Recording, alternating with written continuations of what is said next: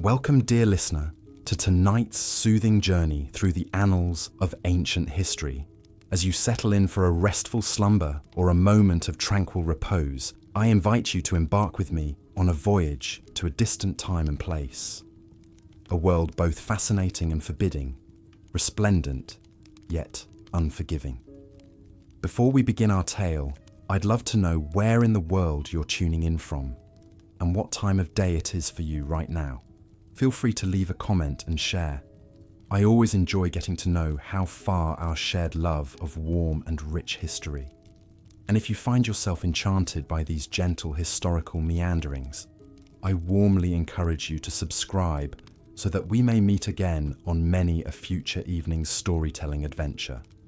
Now, let us cast our minds back across the millennia to an age when civilization was still in its infancy and life was often nasty, brutish, and short. The ancient Greeks, for all their lofty philosophy and artistic brilliance, inhabited a world fraught with perils and hardships. From the rocky, sun-baked slopes of Attica to the misty shores of Ionia, theirs was a landscape both beautiful and inhospitable. The seas teemed with pirates and monsters, the forests concealed bandits and beasts, and the very earth seemed to heave and tremble with seismic fury.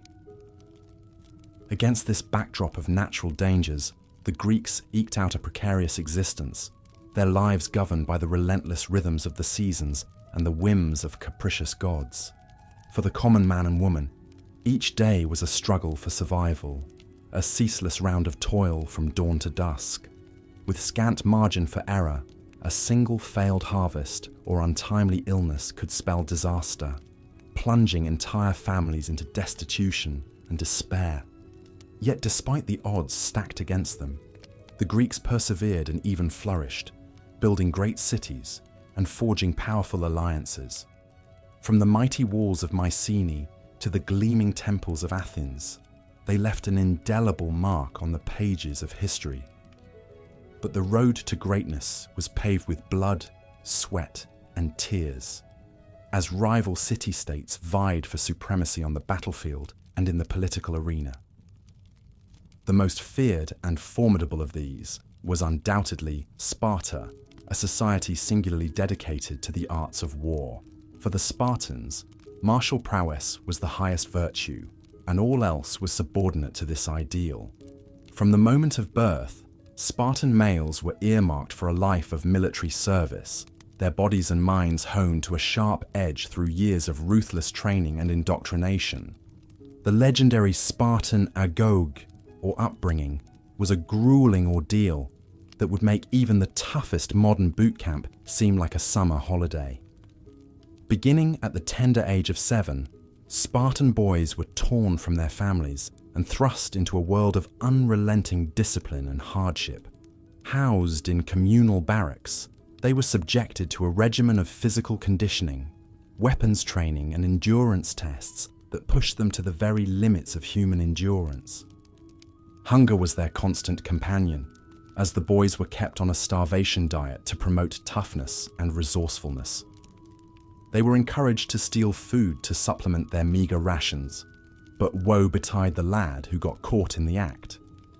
He would be severely beaten as punishment for his lack of cunning.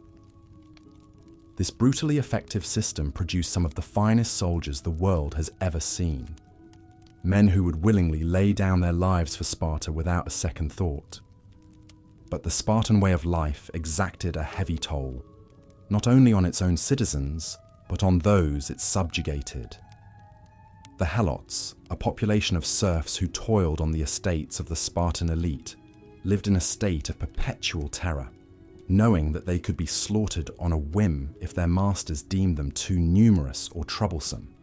Periodically, the Spartans would declare war on the Helots, giving their young warriors free rein to murder them with impunity as a rite of passage. This climate of institutionalized brutality bred a society riven by fear and suspicion, where even the bonds of family were subordinate to the demands of the state. Spartan mothers were renowned for their stoicism in the face of adversity, famously admonishing their sons to return from battle with your shield or on it. But beneath this facade of stony resolve, one can only imagine the silent anguish of countless parents forced to surrender their children to the cruel machinery of war. Yet for all its martial prowess, Sparta was ultimately undone by its own inflexibility and insularity. As the world around it changed and evolved, Sparta remained stubbornly mired in its ancient ways, refusing to adapt to new political and economic realities. Its once vaunted army, though still formidable, was gradually eclipsed by the rise of new military powers like Thebes and Macedon. Meanwhile, Athens, Sparta's great rival, was charting a different course. Though no stranger to warfare and brutality, the Athenians prided themselves on their cultural sophistication and democratic ideals. In the golden age of Pericles, Athens blossomed into a center of art, philosophy, and learning, attracting the brightest minds from across the Greek world. But even as it basked in the glow of its own achievements, Athens was beset by internal strife and external threats. The Peloponnesian War, a titanic struggle for supremacy with Sparta, would ultimately drain the city's coffers and sap its martial strength. And the democratic system, for all its lofty principles, was not immune to the machinations of demagogues and opportunists. One such figure was Alcibiades, a brilliant but erratic statesman and general who would come to embody both the best and worst of Athenian democracy. Born into a wealthy and influential family, Alcibiades was blessed with charm, charisma, and a keen strategic mind. He quickly rose through the ranks of Athenian politics, earning a reputation as a daring military commander and a silver-tongued orator. But Alcibiades was also a man of prodigious appetites and vaulting ambition, prone to reckless gambles and abrupt changes of allegiance. In 415 BCE, he convinced the Athenian assembly to launch a massive expedition against the city of Syracuse, a key ally of Sparta. The campaign was a disaster from the start, plagued by poor planning, divided leadership, and bad luck. As the Athenian fleet languished in the harbour of Syracuse, ravaged by disease and hemmed in by a superior Syracusan navy, Alcibiades was recalled to Athens to face charges of impiety and sacrilege. Rather than risk a trial and possible execution, he defected to Sparta, offering his services to the enemy and sharing vital intelligence on Athenian military plans. The defection of Alcibiades was a bitter blow to Athenian morale and a turning point in the war. With their best general now fighting for the other side, the Athenians were forced to rely on lesser talents to prosecute the conflict. The result was a string of costly defeats and setbacks that ultimately led to the city's surrender and subjugation by Sparta in 404 BCE. The human cost of this protracted conflict was staggering, with tens of thousands of soldiers and civilians killed or enslaved on both sides. The once mighty Athenian navy, the pride and joy of the city, was reduced to a shadow of its former self, its ships rotting at anchor, and its sailors pressed into service as infantrymen. For the average Athenian, life during wartime was a grim struggle for survival. With the city's agricultural lands ravaged by Spartan armies, food was scarce and expensive. Many citizens were reduced to eating grass and roots to stave off starvation, while others resorted to cannibalism in their desperation. Disease was also rampant, as overcrowding and poor sanitation turned Athens into a breeding ground for plague and pestilence. The historian Thucydides, who himself fell ill during the Great Plague of 430 BCE, describes the horrors of the epidemic in harrowing detail. The bodies of dying men lay one upon another, and half-dead creatures reeled about the streets and gathered round all the fountains in their longing for water. The sacred places also in which they had quartered themselves were full of corpses of persons that had died there, just as they were. For as the disaster passed all bounds, men, not knowing what was to become of them, became utterly careless of everything, whether sacred or profane. Against this backdrop of suffering and despair, the fate of Athens' vast slave population was particularly grim.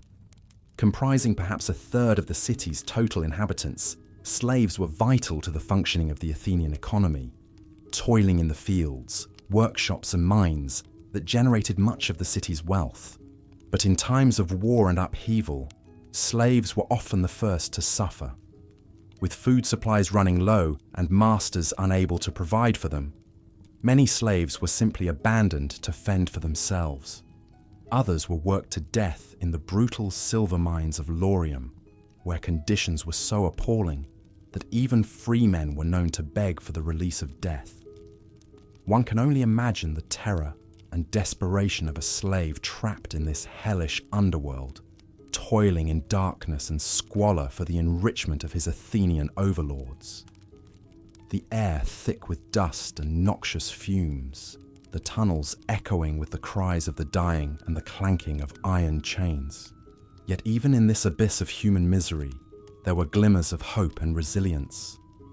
The story of Zeno of Citium, the founder of the Stoic school of philosophy, is a testament to the indomitable human spirit in the face of adversity.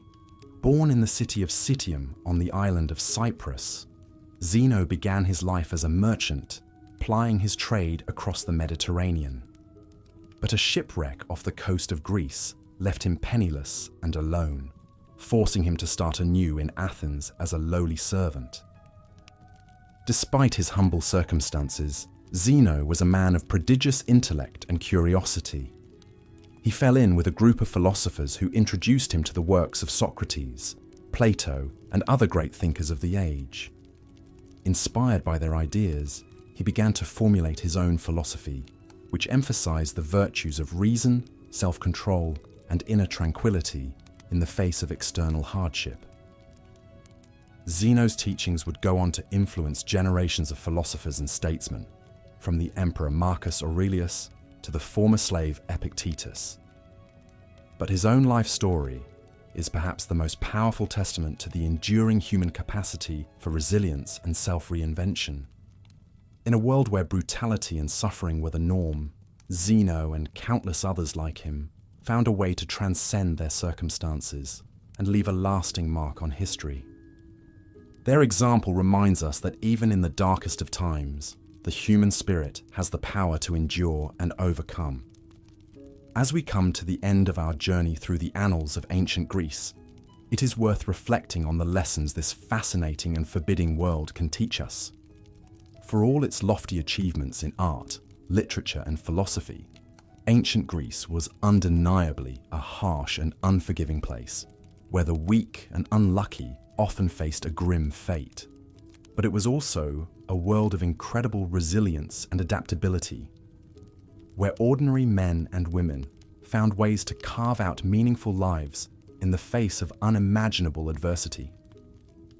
From the Spartan warrior to the Athenian slave, from the common farmer to the wealthy aristocrat, each in their own way contributed to the rich tapestry of Greek history and culture. As we drift off to sleep, let us hold these ancient Greeks in our thoughts, their triumphs and tragedies, their joys and sorrows, their enduring legacy on the world we inhabit today. And let us draw strength and inspiration from their example, knowing that even in the darkest of times, the human spirit has the power to endure and overcome. Good night, dear listener, and sweet dreams. Until we meet again on the morrow for another journey through the mists of time. The slave trade was a harsh reality in ancient Greece, with countless lives bought and sold as mere property. Slaves were acquired through various means, including warfare, piracy, and even debt bondage. Many Greeks found themselves enslaved due to the whims of fate or the misfortunes of poverty. One of the most notorious sources of slaves was the Thracian kingdom to the north. The Thracians were renowned for their fierce warriors, but also for their steady supply of captured peoples to the Greek slave markets. The Athenian historian Thucydides recounts how the Athenians enslaved the entire island of Melos after a brutal siege, killing the men and selling the women and children into servitude. The Greek poet Homer, in his epic tales of gods and heroes, also offers glimpses into the bleak institution of slavery. In the Odyssey, the hero Odysseus describes the harrowing experience of being enslaved by the nymph Calypso on her island. Even a legendary figure like Odysseus was not immune to the grim fate of bondage. For a more intimate portrait, consider the tale of Aesop, the famous fabulist of ancient Greece. According to historical accounts, Aesop began his life as a slave on the island of Samos in the 6th century BC. He was described as physically deformed and mute, but possessed a keen wit and talent for crafting moral stories. As a slave, Aesop would have endured backbreaking labour, meagre rations, and the constant threat of punishment from his masters. Yet through his cleverness and guile, he reportedly earned his freedom and went on to win great fame for his wise animal fables. Aesop's story, while remarkable, highlights the bleak reality that even the most brilliant minds could be shackled by the chains of slavery. The practice of debt bondage was another path into slavery for many Greeks. In a world without bankruptcy protections, those who fell into debt could be forced to sell themselves or their family members into servitude. The Athenian lawmaker Solon sought to address this crisis in the early 6th century BC by abolishing debt slavery for fellow citizens. Yet this reform did little for the many foreign slaves in Athens. Greek slavery reached its zenith in the classical period, with estimates that up to 30% of the population of some city-states consisted of enslaved people. These included the many helots of Sparta, a subjugated group treated little better than cattle by their Spartan overlords. In Athens, the great statesman Pericles himself owned as many as 50 slaves. Slaves performed all manner of tasks in Greek society, from domestic service to hard labour in the mines and fields. But perhaps the most wretched were those who toiled in the cramped, dank silver mines of Laurium near Athens. There, thousands met their doom in narrow shafts, hacking out the precious ore by the light of flickering lamps.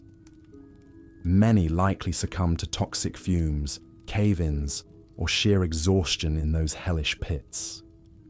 The Laurium mines were vital to funding the mighty Athenian navy that projected power across the Aegean. How bitterly ironic that this bulwark of Greek freedom and democracy rested on the scarred backs of slaves. Even in naval combat, slaves took their place as rowers in the Athenian warships, their sweat and blood greasing the gears of war and empire. Perhaps no one conveyed the bleak plight of the Greek slave better than the philosopher Diogenes. Though not a slave himself, Diogenes preached that true freedom lay in liberating oneself from all earthly needs and attachments. He famously lived in a large clay jar, embracing the life of a beggar. When asked where he came from, Diogenes simply replied, "I am a citizen of the world." In a society built on slavery and tribalism, this was a radical notion, that all humans possessed inherent dignity regardless of status. Diogenes' ideas would later influence the Stoic school of thought, which emphasized inner virtue over external circumstances. The institution of Greek slavery finally met its decline with the rise of Rome and Christianity. The Romans, while equally ruthless in conquest, offered greater possibilities for slaves to earn their freedom and become citizens. The Christian message of spiritual equality also began to chip away at the moral foundations of slavery. Yet the scars of this brutal institution lingered long in the Greek world and beyond. The wealth and splendor of Greek culture were built on the backs of nameless, faceless slaves, a fact often overlooked in our admiration for the ancients. As we ponder the glories of the Parthenon or the works of Plato, let us also remember the human toll extracted in blood and bondage. For the average slave in ancient Greece, life was often nasty, brutish, and short. They existed as little more than property, subject to the whims and abuses of their masters. Whether toiling in the fields, serving in the homes of the wealthy, or dying in the dark bowels of the mines, Greek slaves endured unimaginable hardship and cruelty. Their stories may be lost to time, but their suffering and perseverance in the face of such oppression is a testament to the indomitable nature of the human spirit. The legacy of Greek slavery is a poignant reminder of the darkness that can reside alongside the light in the annals of human civilization. Indeed, the institution of slavery was not unique to the Greek world. It has reared its ugly head in countless societies throughout history. From the ziggurats of Mesopotamia to the plantations of the American South, the strong have subjugated the weak and bent them to their will. It is a shameful thread woven into the tapestry of the human story. Yet we cannot simply consign slavery to the dustbin of history, for its echoes reverberate through to the present day. Modern estimates suggest there are over 40 million people worldwide still trapped in some form of bondage or forced labor. The names and faces may have changed, but the fundamental wickedness remains. As we reflect on the grim fate of the Greek slave, let us recommit ourselves to ending such injustice and exploitation wherever it rears its head. For in a world that still bears the scars of slavery, the only way to truly honor its victims is to ensure such horrors remain firmly in the past. Only then can we begin to heal and move forward as one human family, united in dignity and compassion. But as bleak as the lives of Greek slaves undoubtedly were, their struggles and sacrifices were not entirely in vain. For in the crucible of their hardship, they helped shape a civilization whose ideas and innovations would echo through the ages. The sweat of the slave greased the gears of the Greek world, allowing it to reach dazzling heights of achievement. Would Socrates have had the leisure to ponder the nature of truth and justice without the labor of slaves to support him? Would Phidias have been able to create his breathtaking sculptures without the toil of unseen hands mining the marble? Would the Athenian democracy have flourished without the economic engine of human bondage? These are uncomfortable questions that complicate our understanding of the ancient world. We must grapple with the fact that so much of what we admire in Greek culture was inextricably linked to the brutality of slavery. It is a moral stain that cannot be scrubbed away or ignored in our appraisal of their legacy. Yet we must also recognize the fundamental humanity of the Greek slave, their hopes, dreams, and quiet acts of resistance in the face of unspeakable oppression. The playwright Aeschylus, in his tragedy The Suppliants, gives voice to a group of women fleeing forced marriage and enslavement. In their defiant words, we catch a glimpse of the fire that burned in the hearts of the downtrodden. Better to die than live a slave, and suffer outrage on my body. This spark of rebellion, however small or futile, speaks to the unquenchable yearning for freedom and dignity that resides in us all. It is a reminder that even in the darkest of circumstances, the human spirit finds a way to endure and resist. So let us remember the Greek slave not just as a victim, but as a vital piece of the human tapestry, one whose struggles and sacrifices helped shape the course of history. In honoring their memory, we reaffirm our commitment to a world where all people can live free from the shackles of bondage and oppression. As we ponder the grim fate of the Greek slave, we are left with a profound sense of the fragility and preciousness of human freedom. It is a right that has been hard-won through the sacrifices of countless generations, and one that we must vigilantly protect and defend. In a world still grappling with the legacy of slavery and injustice, let us draw strength from the example of those who endured and resisted in the face of unimaginable adversity. Let us honor their memory by building a society where all people can live with dignity, compassion, and respect for one another. For in the end, the story of the Greek slave is not just a tale of suffering and oppression. It is a testament to the indomitable resilience of the human spirit. It is a reminder that even in the darkest of times, hope and the yearning for freedom can never be fully extinguished. And as we drift off to sleep, let us hold fast to that hope, that one day we may build a world where the horrors of slavery are but a distant memory, and where all people can live in the warm light of justice and equality. A world where the Aesops and the Zenos among us can rise up and take their rightful place as free and equal citizens of humanity. So let us remember the Greek slave and all those who have suffered under the yoke of bondage. Let their stories be a guiding light in our onward march towards a brighter, more compassionate future. And let us never forget the hard-won lessons of history, lest we be doomed to repeat its mistakes. With heavy hearts and hopeful spirits, we consign the nameless millions of Greek slaves to the annals of history. May they rest in power, and may their legacy endure as a beacon of resilience and a call to action for us all. And may we, the living, pick up the torch of freedom and carry it forward until all are free and the scourge of slavery is banished forever from the earth. Despite the many hardships and cruelties of life in ancient Greece, its people left an astounding legacy that echoes through the ages. The Greeks' achievements in philosophy, literature, art, architecture, and governance laid the very foundations of Western civilization as we know it today. One of the most remarkable aspects of ancient Greek culture was the emergence of a novel way of thinking, what we now call philosophy. From the bustling streets of Athens to the quiet olive groves of Miletus, a new breed of thinker arose. Men who fearlessly questioned age-old assumptions about the nature of reality, knowledge, values, reason, and the mind. These early philosophers, or lovers of wisdom, grappled with some of the most profound questions facing humanity. The first of these great thinkers is often said to be Thales of Miletus, who lived in the 6th century BCE.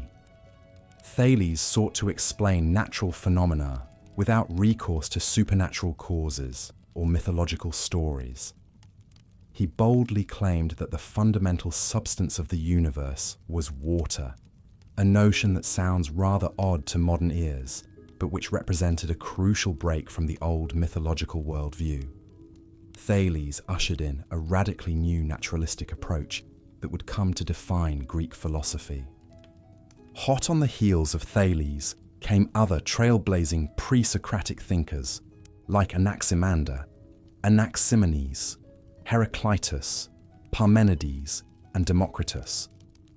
These men developed novel theories about the ultimate nature of reality, with ideas ranging from Anaximenes' claim that air is the primordial substance, to Democritus's atomic theory, which held that everything is composed of tiny, indivisible particles careening through the void.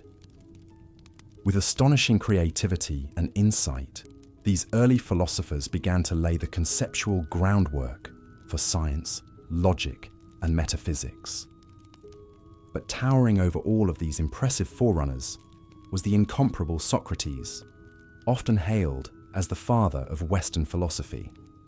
Born in Athens in 470 BCE to a humble stonemason and midwife, Socrates would go on to revolutionize Greek thought and change the intellectual trajectory of the world.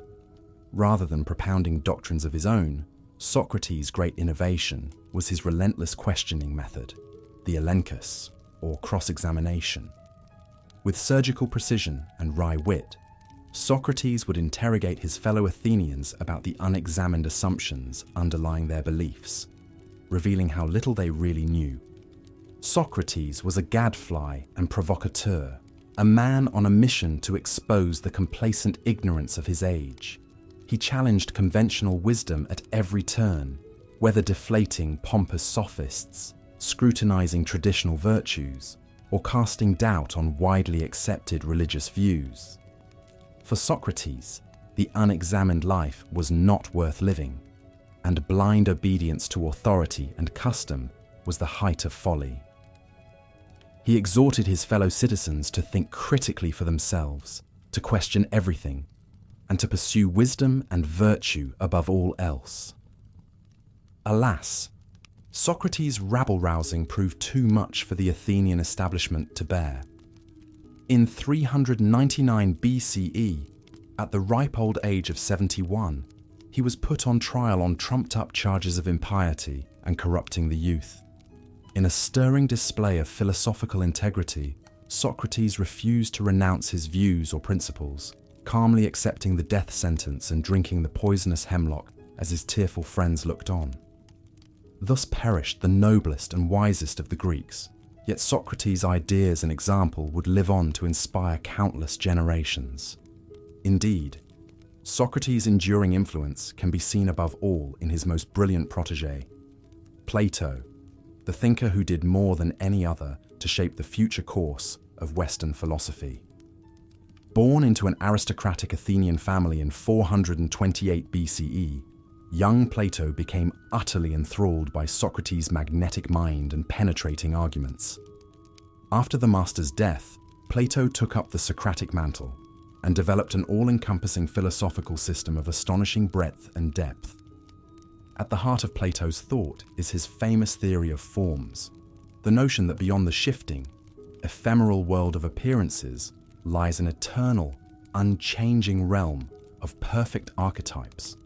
For Plato, this transcendent domain, the world of forms, is the ultimate fount of reality, goodness, and beauty. All earthly things, whether humble triangles or lofty virtues, are but imperfect reflections of their ideal forms.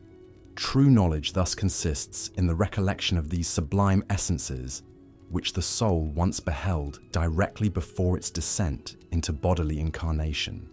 Equally influential was Plato's conception of the ideal state, outlined in his landmark dialogue, The Republic.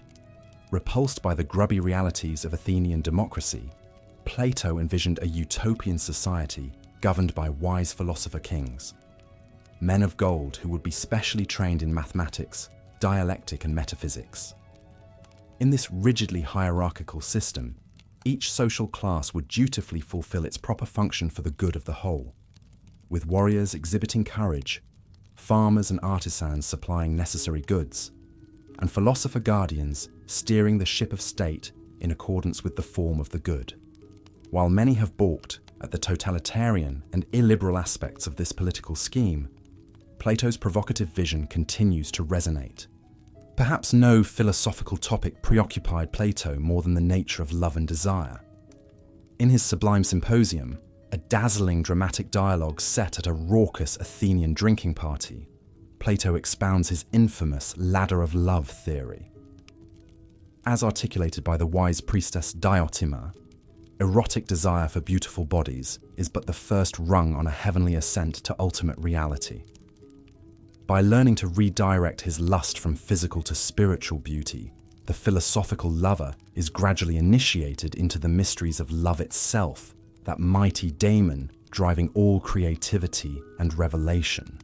The Platonic circle saw this notion of transcendent passion as the beating heart of their intellectual brotherhood, with Socratic dialectic as supreme erotics of the mind. Yet as much as he valorizes beauty and love, Plato's metaphysics carries an unmistakable ascetic streak, a distrust of the body and senses, and yearning for purified rationality. In his famous allegory of the cave, Plato depicts the majority of humans as pitiful prisoners, forever shackled in place and forced to gaze at the flickering shadows cast on the wall before them. Only the rare philosophic soul can heroically break free and ascend to the surface, where he perceives the blinding light of the sun, the form of the good, and grasps all in its true, eternal essence. This soaring image captures the otherworldly impulse pulsing through Platonism, a desire to slough off earthly illusion and take wing into eidos. Where Plato sailed off into Delphic abstractions, his ingenious pupil Aristotle brought philosophy back to earth. Born in 384 BCE in the northern outpost of Stagira, Aristotle entered Plato's academy at age 17 and rapidly rose to become the master's star student. But Aristotle was very much his own man, and as time wore on, he developed a pricklier, more empirical approach, preferring the hard data of biology to Plato's poetic flights. After Plato's death, Aristotle struck out on his own and ultimately founded his own school, the Lyceum, where he would lecture on everything from physics to poetics to metaphysics. Aristotle, quite simply, had one of the mightiest and most capacious intellects the world has ever known. He functioned almost as a one-man university, making groundbreaking contributions to a staggering array of fields: logic, rhetoric, politics, ethics, psychology, biology, astronomy, you name it. In a truly remarkable feat of systematization, Aristotle took the vast, scattered insights of his predecessors and unified them into a majestic intellectual cathedral that would structure Western thought for centuries to come. At the heart of Aristotle's philosophy is his conception of eudaimonia, or human flourishing. For Aristotle, the highest good is not Plato's abstract form, but the concrete realization of our proper function as rational, political animals. We achieve eudaimonia by fully actualizing our essential nature in a life of virtue, practical wisdom, and contemplation, striking the golden mean between swinish excess and monkish asceticism. The eudaimonic man is the megalopsychos, the great-souled paragon of excellence who magnificently embodies all the classical virtues of courage, temperance, justice, magnanimity, and the rest. Aristotle's ethical philosophy is resolutely this worldly, rooted in the rough and tumble of political life rather than the ethereal glow of the Platonic empyrean. Yet, like his master Plato, Aristotle sees the highest human calling in the bios theoretikos, the contemplative life of the mind.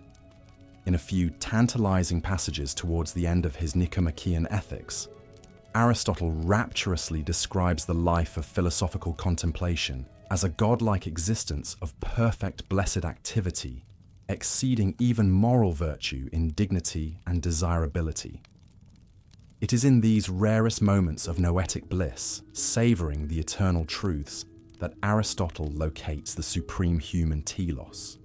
The sheer scope and ambition of Aristotle's encyclopedic project is breathtaking. He wrote pioneering treatises on physics, cosmology, zoology, psychology, poetics, rhetoric, ethics, and metaphysics, leaving scarcely any intellectual stone unturned.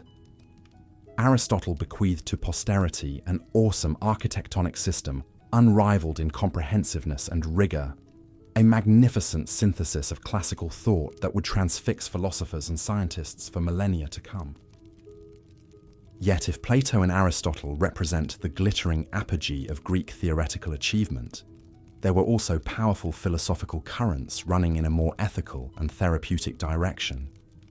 The Hellenistic period saw the emergence of influential schools like the Stoics, Skeptics, and Epicureans, all of whom emphasize philosophy as a practical way of life aimed at securing peace of mind and serenity of spirit. The Stoics, founded by Zeno of Citium in the early 3rd century BCE, exalted the supremacy of reason and exhorted us to live virtuously in accordance with nature and cosmic law. For figures like Chrysippus, Seneca, Epictetus, and Marcus Aurelius, the key to happiness lies in mastering our judgments and desires, realizing that external events are ultimately beyond our control. The sage achieves ataraxia, or freedom from disturbance, by cultivating inner detachment, accepting his fate, and dutifully playing his part in the grand providential order of the universe. The skeptics, led by Pyrrho of Elis, struck a different path to imperturbability. Whereas the Stoics achieved peace through submission to cosmic reason, the skeptics got there by suspending judgment altogether.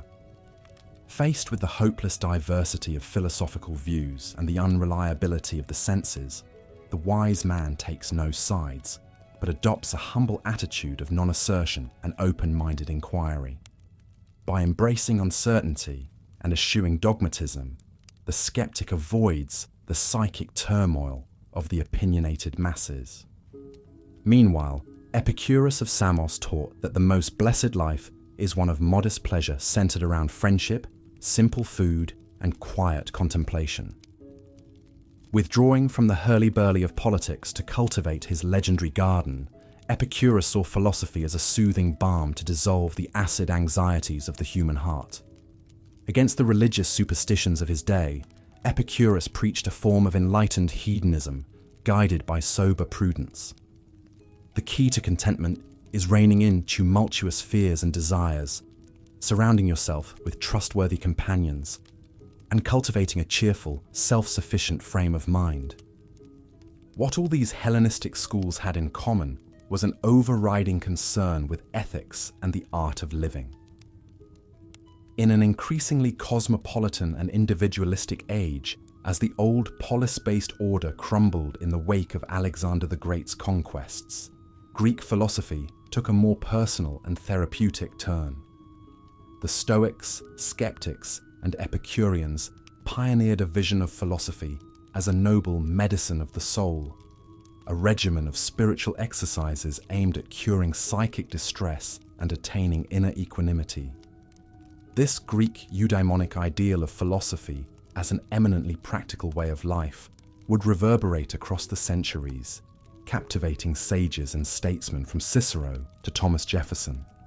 Thus, despite the blood, sweat, and tears that so often defined life in ancient Greece, this remarkable culture gave birth to a philosophical tradition of astounding creativity and enduring relevance.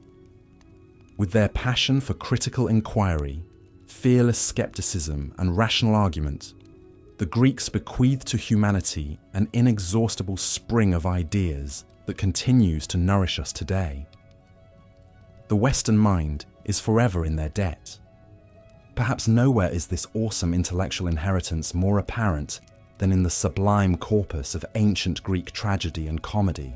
From the spectacular festivals of Dionysus to the raucous merriment of old comedy, the Greeks displayed an unrivaled genius for dramatic art that explored the timeless tensions and perplexities of the human condition. The supreme master of Athenian tragedy was undoubtedly Sophocles, that long-lived veteran of the stage who scored an incredible 24 first-prize victories at the dramatic competitions.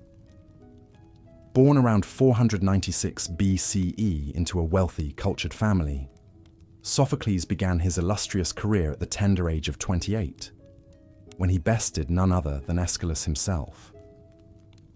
Over the next 6 decades, Sophocles would go on to produce such immortal works as Oedipus Rex, Oedipus at Colonus and Antigone, chilling meditations on fate, knowledge, and power that still transfix us 2,500 years later. What makes Sophocles' plays so endlessly compelling is their unflinching insight into the ironies and ambiguities of the human situation. At the center of his vision is the tragic hero, that larger-than-life, yet all-too-human protagonist, whose noble qualities carry the seeds of his own destruction. Whether it's the brilliant Oedipus solving the riddle of the Sphinx, only to become inextricably snared in a web of parricide and incest, or the fiercely principled Antigone defying state power in the name of divine law, Sophocles' characters grapple with agonizing moral dilemmas for which there are no easy answers. Oedipus Rex, in particular, is often hailed as the supreme masterpiece of Greek tragedy, a vertiginous plunge into the abyss of human blindness and self-ignorance. The brash young king, so confident in his Promethean intellect, relentlessly pursues the truth of his origins, only to discover that he is himself the unwitting polluter he seeks. He who once saved Thebes from the monstrous Sphinx now finds that he is the monster, a living embodiment of nature's perversity, the unclean son husband whose very being is a violation. With savage irony, Sophocles shows how Oedipus's kingly virtues, his fierce resolve, dogged persistence, and reason lead directly to his catastrophic downfall. Every step of his investigation only entangles him further in a monstrous web of blood and darkness. And when at last the unbearable truth comes to light, the agonized Oedipus gouges out his eyes in a futile attempt to unsee what he has seen. The great solver of riddles must plunge himself into a second darkness, for some knowledge is too terrible for human eyes to bear.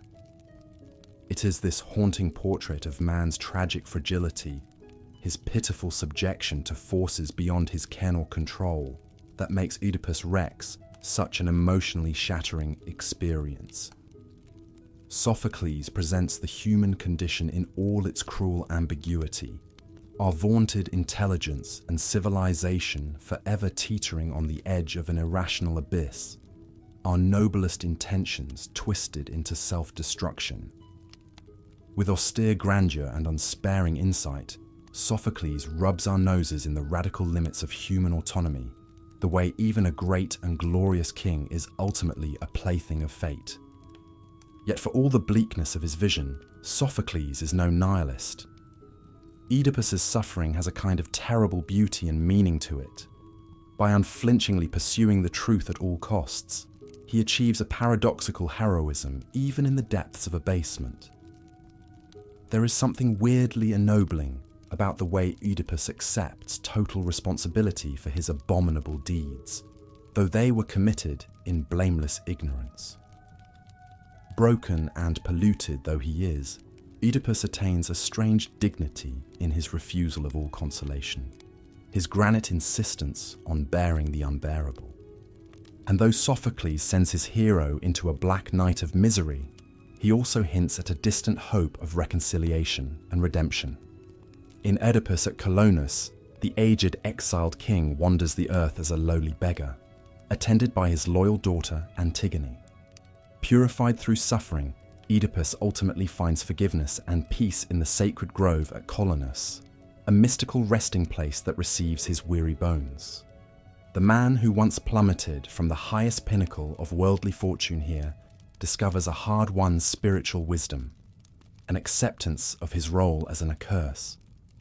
The grim fate that awaited many slaves in ancient Greece is hard to fathom in our modern age. Imagine for a moment being one of the countless souls born into bondage, your life's path determined from birth to be one of hardship and servitude. The mines of Laurium were particularly notorious for their wretched conditions. Located just south of Athens, these silver mines relied heavily on slave labor to extract the precious ore that helped finance the mighty Athenian navy. The work was grueling and perilous, hour upon back-breaking hour spent swinging pickaxes and hauling heavy loads in dark, dust-choked tunnels. Cave-ins, noxious vapors, and accidental deaths were an ever-present threat. Those who survived the dangers still faced a hellish existence of exhaustion, malnutrition, and disease. Records tell of as many as 20,000 slaves toiling in the Laurium mines during Athens' heyday in the 5th century BC. Most were war captives, ripped from their homelands by conquering armies and cast into a life of servitude. Others fell into slavery through piracy, kidnapping, or crippling debts they could not repay. All found themselves stripped of rights and liberties, their worth measured only by the suffering their bodies could endure before succumbing. Glance to your left and imagine the man shackled there in the gloom, his only crime being born on the losing side of a war. To your right, a sickly boy, no older than 12, already broken by hunger and abuse. The stories that haunt these sunken, hopeless eyes could fill 1,000 histories. Yet for as long as some slaves persisted in places like Laurium, mining the silver that would adorn Athenian coins and pay Athenian mercenaries, others met a grimmer fate at sea. In times of war, thousands of unfortunate souls found themselves pulling oars as slaves in the Athenian navy, powering the mighty triremes into battle. The scholar Herodotus wrote of the Athenians' cruel treatment of the citizens of Miletos, a neighboring city-state that had rebelled against them around 494 BC. The male population was largely exterminated, but their wives and children were spared a quick death for a fate some may have considered worse. Herded onto ships, they were transported across the Aegean to live out their days as slaves. Among their grim ranks was a young boy named Histiaios.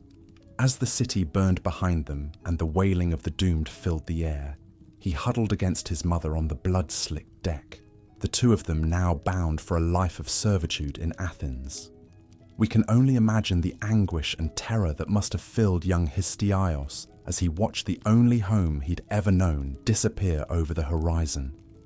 As the ship pitched and rolled over the wine-dark seas, he and the other children were kept below decks, crowded into a dark, fetid hold. There was barely room to sit or lie down, and the meagre rations of stale bread and water were barely enough to keep a rat alive. Some of the younger ones succumbed to disease, their tiny bodies pitched overboard for the fish and gulls. But perhaps the worst was yet to come. For upon making port in Athens, Histiaios would have been wrenched from his mother's arms, the two of them sold off to separate fates, likely never to meet again. Such was the cruel calculus of slavery in ancient Greece, families and lovers torn apart, all bonds of kinship and affection severed in service of cold commerce. Some slaves faced a life of toil in the fields, forced to tend the wheat and olive crops that kept the Greek world fed. Others were sent to labor in the many workshops that produced the ceramics, textiles, and other goods that were the lifeblood of ancient trade. But for a young boy like Histiaios, the most likely fate was to be purchased as a household servant, interned in the home of an Athenian noble to perform menial chores. There, subject to the whims and abuses of his masters, he would have to grow up fast, learning to navigate a world of casual cruelty and institutionalized oppression. Perhaps he caught the eye of the master's lecherous gaze and was subjected to further indignities. Or maybe he found himself nursing the wounds of a beating after a dish broke or a floor went unswept. The lot of a slave in a Greek household was one of unrelenting labor and the constant specter of violence or violation. And yet, even in the face of such adversity, the human spirit endures. History records the tale of one Zeno of Citium, born a slave in the 4th century BC, who through luck and wit managed to catch the eye of a wealthy Athenian merchant. Taking pity on the clever young man, the merchant granted Zeno his freedom and financed his education. Going on to study under the great philosopher Crates of Thebes, Zeno would one day found his own school of Stoic philosophy. He taught his followers to pursue lives of virtue and restraint, accepting their fates with resolve and equanimity. One wonders how much of this was shaped by Zeno's own experiences as one of the downtrodden, a man intimate with cruelty and privation, who found within himself the strength to rise above his station and forge a legacy. But for every Zeno, for every slave who against all odds managed to transcend their brutal circumstances, thousands more lived and died in agony, forgotten by time.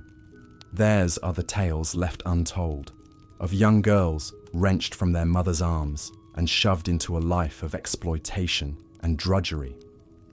Of old men, their bodies broken by a lifetime of servitude, tossed aside to expire in a ditch.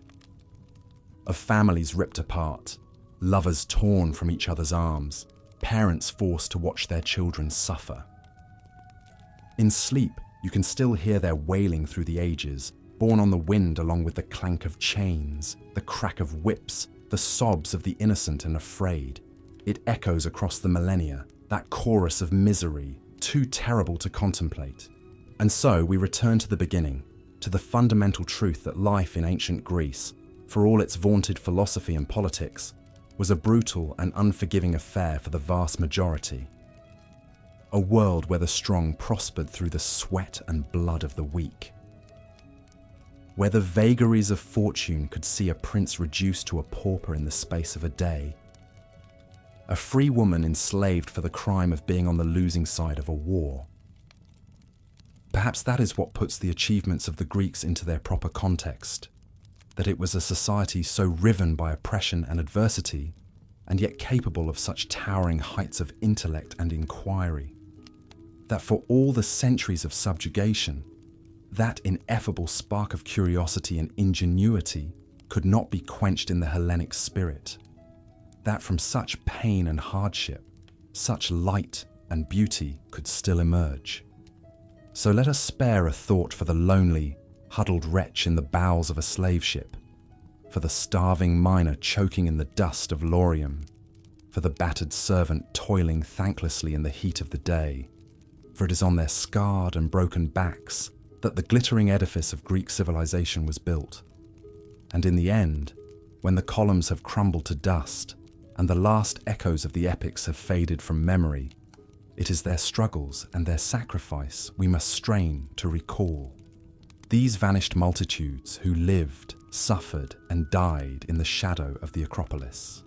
For theirs is the truest, most enduring history of ancient Greece.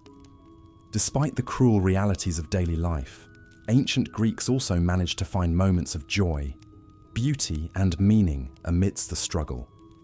Festivals and religious rituals provided occasional respite from the hardship, bringing the community together in shared celebration. One of the most famous examples were the Great Dionysia, held each spring in Athens to honor the god Dionysus. For a few precious days, the city's poets, actors, and playwrights took center stage, mesmerizing audiences with their performances. At times like these, even poor farmers and slaves could bask in leisure and revelry, enjoying wine, dance, and beloved fables brought to life. The renowned playwright Sophocles crafted some of his masterpieces for these festivals, including the timeless tragedies of Oedipus Rex and Antigone. With their soaring poetry and piercing insights into the human condition, these stories offered catharsis and meaning to a populace who knew all too well the cruelty and chaos of the world. While few could ever hope to attain the sublime artistry of a Sophocles, the Dionysia inspired an appreciation for theatre and storytelling that permeated Greek society. Even in small villages, local bards and minstrels regaled the public with tales of gods and heroes around the campfire. These myths, passed down through generations, helped the Greeks make sense of their harsh existence. They wove a rich tapestry of meaning that elevated the mortal experience and gave the people an identity beyond mere survival. For example, consider the famous tale of Persephone, the goddess of spring growth, and her annual return from the underworld. This beloved myth helped explain the turning of the seasons, Persephone emerging from the land of the dead each spring to bring the earth back to life, only to return below again in winter. For farmers toiling away under the scorching Mediterranean sun, the story of Persephone connected their daily labours to the grand cycles of death and rebirth that govern the cosmos. It imbued their struggles with profound spiritual purpose. The myths also provided moral instruction and cautionary examples to guide the Greeks in their daily lives. The Odyssey, Homer's epic poem, told of the heroic Odysseus and his long, perilous journey home after the Trojan War. Along the way, he had to outsmart deadly threats like the monstrous Cyclops Polyphemus and resist temptations like the bewitching song of the sirens. To the Greeks, Odysseus embodied the virtues of cunning, fortitude, and faithfulness that they all needed to navigate life's hardships. His story inspired them to keep enduring and striving, no matter what the gods or fate threw their way. These myths weren't just idle entertainment. They were a survival tool, a way to find courage and wisdom in the face of a bleak, unpredictable existence. They elevated the Greeks from mere subsistence to a people with a proud, storied heritage and identity. And at festivals like the Dionysia, that heritage was constantly renewed, the old tales revisited and reinterpreted by each new generation of poets and playwrights. But festivals were also an opportunity to honor and celebrate the gods, whose favor was essential for any kind of good fortune in life. The Greeks believed that their deities controlled every aspect of the world, from the weather to the outcome of battles. They lived in constant awe and fear of the gods, knowing that any moment their wrath could bring ruinous misfortune down upon their heads. To appease these powerful but fickle beings, the Greeks performed endless sacrifices and rituals, according to precisely detailed rules and traditions. During festivals, the blood of oxen, goats, and sheep flowed freely as offerings to Athena, Apollo, Poseidon, and the rest of the sprawling pantheon. Altars smoked with burning meat and incense as priests chanted sacred hymns. The austere Spartans were particularly fastidious in honoring the gods, believing their favor was the secret to their military might. Before marching off to war, Spartan soldiers always sought divine approval with solemn rites and sacrifices. But not all rituals were so grim. Many festivals were joyous, colorful affairs that offered a chance to cut loose and revel in earthly pleasures. Dancers whirled to vibrant music, while acrobats and jugglers performed to the delight of the crowds. Lively processions wound through the streets, with participants dressed as satyrs, nymphs, and other mythical beings. It was a time to cast off the weary burdens of everyday life and indulge in merriment and spectacle. Even the great thinker Aristotle argued for the importance of such festivities, which he called the highest form of human activity. Of course, not everyone got to partake equally in these celebrations. They often reinforced the rigid hierarchies of Greek society, with seating and participation carefully regulated by class and status. Women were mostly excluded from public revelry, confined to the domestic sphere even during festivals. And needless to say, slaves were too busy serving the needs and whims of their masters to enjoy much leisure. So while these respites from the daily grind offered hope and relief to many Greeks, they couldn't erase the underlying brutality and inequity that plagued their world. Behind every extraordinary work of art or moment of merriment lay the mundane suffering that defined life for most people, the backbreaking labor, the constant spectre of war and disease, the oppression of women, and the wretched exploitation of slaves. This was the bleak canvas on which the Greeks painted their moments of light. And inevitably, each festival had to end, the music falling silent, the crowds dispersing, the beautiful costumes packed away. Farmers returned to their fields, soldiers to their barracks, women to their looms, and slaves to their labors. In this sense, festivals were almost a bittersweet tease, a fleeting glimpse of a life not defined by hardship before returning to grim reality. But the memories of those experiences and the myths, traditions, and beliefs they renewed helped sustain the Greeks through the unrelenting challenges of their existence. The fables of wily Odysseus and eternal Persephone, the prayers offered in sacred temples, the cathartic tragedies of Sophocles, the joyous dances honoring Dionysus. These things knit the Greeks together as a people and gave them a shared source of meaning and identity beyond mere survival. United by piety, heritage, and a common fate, they could endure the cruelest turns of history with resilience and even a measure of grace. Thanks to these shared mythic and cultural touchstones, a Greek farmer could see his own trials reflected in the labors of Heracles, could understand his place in a greater story. At the theatre or the temple, a poor woman could feel herself part of something larger than her narrow, confined world, connected to the great chain of being. Hearing the Homeric tales, even the lowliest slave could walk a little taller, knowing they came from a tradition of greatness. And so, year after year, century after century, the Greeks endured and persevered through unimaginable hardship. Though their world was in many ways brutal and unforgiving, Their rich culture and unshakable spirit allowed them to rise above the constant struggle of life, to assert their humanity in the face of pain, cruelty, and chaos. In the mythic heroes and pious rituals they celebrated, the Greeks found the inspiration to keep striving for virtue and glory in an uncertain world. That tenacity and resilience would fuel some of the most stunning achievements in human history, from the grand temples of the Acropolis to the groundbreaking philosophies of Plato and Aristotle. And it all emerged from the harsh crucible of a brutal existence, a testament to the sheer fortitude of the Greek people. But let's turn our focus now to a few key historical figures who exemplified both the challenges and triumphs of this unforgiving world. Figures whose extraordinary lives left an indelible mark on the Greek landscape and the greater arc of history. By examining these remarkable characters, we can better understand the human element behind the sweeping currents of the ancient Mediterranean.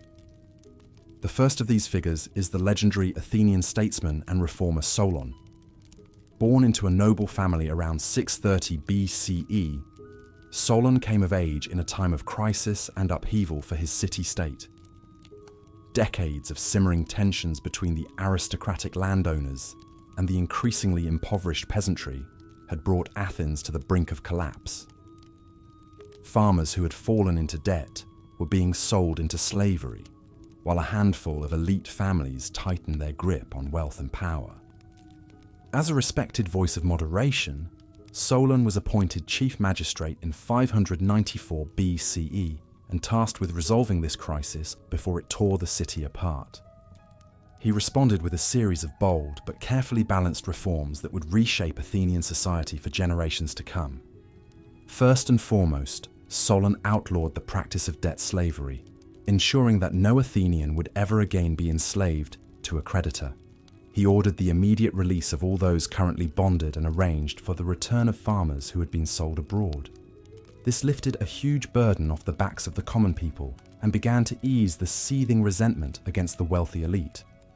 At the same time, Solon refused demands to redistribute land from rich to poor, likely understanding that stripping the nobles of their wealth would only destabilize the city further.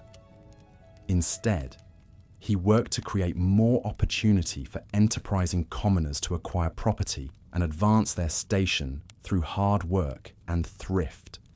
He encouraged the cultivation of olives and grapes for export, opening up new avenues for farmers to profit. Solon also made participation in civic affairs a duty for all citizens, rich and poor alike. He established a people's court where any male citizen could bring a case or serve as a juror, regardless of class. This gave the common people a greater stake and voice in the governance of their society. But he also maintained the aristocratic council of the Areopagus as a check on the power of the masses, ensuring that experienced elites still had a role in guiding the state. Perhaps most revolutionary of all, Solon changed the basis of political power from birth to wealth. He divided all citizens into 4 classes based on their annual agricultural output, with each class granted a corresponding degree of political rights and responsibilities. While still far from a true democracy, this system allowed successful farmers and artisans to rise into positions of authority, breaking the stranglehold of the old aristocratic bloodlines. Solon's deft reforms helped release the pressure building within Athens and laid the groundwork for its later flourishing. But this great visionary was no starry-eyed utopian. He understood all too well the grimmer realities of human nature and the world around him. "Laws are like spiders' webs," he once remarked. "They will catch the weak and poor, but would be torn to pieces by the rich and powerful." Indeed, Solon had little illusion that life for the common Athenian would ever be anything but a harsh struggle. Even after his reforms, the lot of farmers, laborers, and slaves remained one of relentless toil and deprivation from dawn to dusk. He knew that the powerful would always seek to dominate and exploit the weak in a world of scarce resources and constant conflict. But Solon's genius lay in recognizing that a society is most stable and prosperous when it gives each segment of its population some stake in the greater good, some reason to identify with the body politic. By softening the rough edges of aristocratic domination and offering the lower classes a measure of security and participation, he helped knit his polis together and invested its citizens with a deeper loyalty and fellow feeling.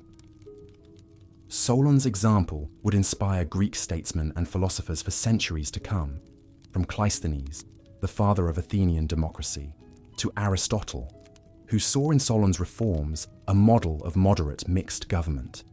His wisdom, moderation, and skillful statecraft set the tone for the best of the Greek political tradition.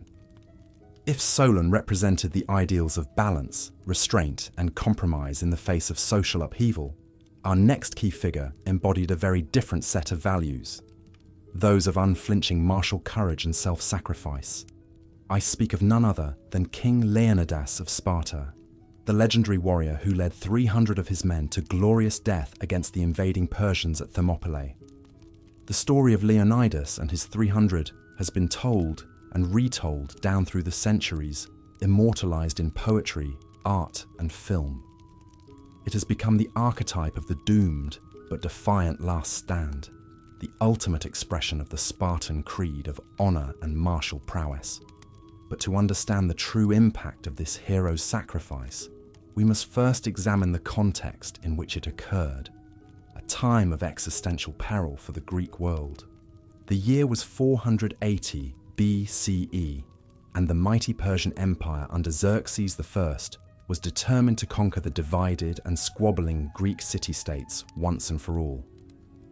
For over a century, the Greeks had managed to frustrate the designs of the great kings through their stubborn independence and military ingenuity. But now Xerxes had assembled a massive multinational army, drawing contingents from every corner of his vast domains, determined to crush the Hellenes with overwhelming force. Ancient sources claim this host numbered in the millions, though modern historians believe a few 100,000 is more likely. Regardless of the precise figures, it was clear that the Greeks faced an existential threat like none they had ever seen. A wave of panic and despair washed over the city-states as they grappled with the enormity of the Persian war juggernaut bearing down on them. Many openly considered surrender or neutrality rather than face annihilation. But the Spartans, led by their kings Leonidas and Leotychidas, took a very different view. As the recognized masters of land warfare, the legendary warrior elite saw the Persian invasion as the ultimate test of Spartan valor and discipline. Where others counseled caution, they yearned for a glorious confrontation that would ring through the ages. When a Persian envoy arrived in Sparta demanding the ritual offering of earth and water as symbols of submission, Leonidas's reply was curt and characteristically laconic. "Dig it out for yourselves." With those words, he committed his polis to a fight to the death against the mightiest empire the world had ever seen. But the Spartans could not take on the Persians alone. They needed to rally the other city-states to put aside their squabbles and unite in common defense. Under Leonidas' leadership, they convened a Hellenic League and sent out a call for each state to muster its fighting men and meet the Persians in battle. The response was underwhelming, to say the least. Many city-states dithered, bickered, and wavered in the face of the oncoming storm. Old rivalries and grievances bubbled to the surface, paralyzing collective action. Athens and Sparta nearly came to blows over which would command the allied navy. And all the while, the Persian host marched inexorably closer, subjugating or bypassing Greek settlements in its path. In the end, only a small coalition of city-states rallied to Leonidas's side, mustering a force of some 7,000 men to block the Persian advance at the narrow coastal pass of Thermopylae. The Spartan king knew this position was highly defensible, but not indefinitely so. Eventually the Persians would either break through or find a way around. But he hoped that a heroic stand might galvanize the rest of the Greeks to unite and muster a larger force to defeat the invaders. And so Leonidas led his 300 Spartans, along with contingents from Thebes, Thespiae, and other allies, to make that stand at the hot gates. For 2 brutal days, the Greeks held the pass against a wave after wave of Persian assaults, inflicting massive casualties. The Spartan warriors were in their element, their lifelong training and discipline paying off as they fought in tight phalanx formation, rotating fresh troops to the front to maintain a wall of bristling spear points. Contemporary accounts speak of the Spartans' utter fearlessness and ferocity in this close-quarters bloodbath. Herodotus describes the heroism of Dionysus, who, upon hearing that the Persian arrows would blot out the sun, remarked, "So much the better, we shall fight in the shade." Another Spartan warrior, Polyaenus, was said to have slain a charging Persian cavalry officer with a single mighty throw of a stone. But on the 3rd day of battle, the Greeks' fate was sealed by an act of betrayal. A local shepherd named Ephialtes revealed to the Persians a mountain path that would allow them to outflank the pass. Leonidas, learning of this development, dismissed the bulk of the Greek forces to save them from annihilation. He and his 300 Spartans, along with a contingent of Thebans and Thespians, would remain to guard the retreat, fighting to the last man. In those final hours, knowing death was certain, it's said that Leonidas turned to his men and declared, "Eat a hearty breakfast, men, for tonight we dine in Hades." And then the doomed heroes charged into the fray one last time, determined to sell their lives as dearly as possible and carve an immortal legend into history. The details of that final stand are forever lost to us, but one can imagine the awful carnage and valor of those blood-soaked moments. The Spartans would have formed a circle facing outward, holding their ground to the last against the Persian onslaught, even as they were overwhelmed. Ancient sources claimed that Leonidas himself fought like a man possessed, felling Persians left and right until he succumbed to a hail of arrows. His men then fought tooth and nail over his body, determined to deny the enemy this trophy, until...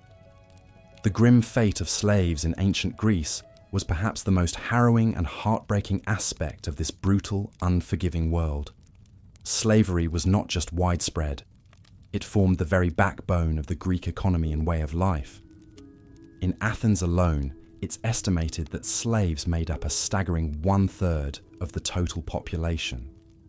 These poor souls, ripped from their homelands by war or piracy, faced the bleakest of circumstances. Slaves were viewed as mere property, not people. They could be bought, sold, beaten and killed with impunity.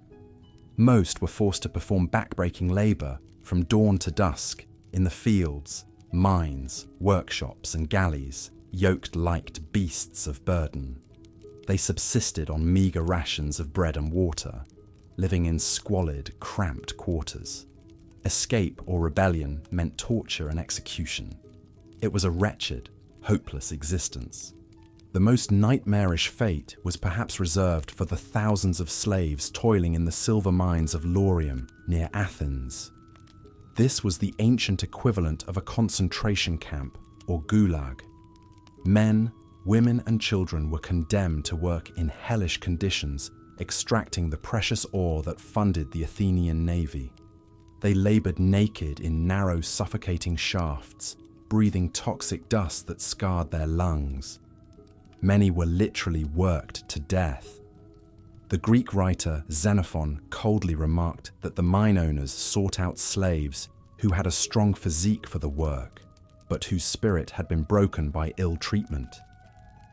For many of these unfortunate souls, the only escape was death. But there were a few remarkable individuals who overcame the overwhelming odds and rose above their station.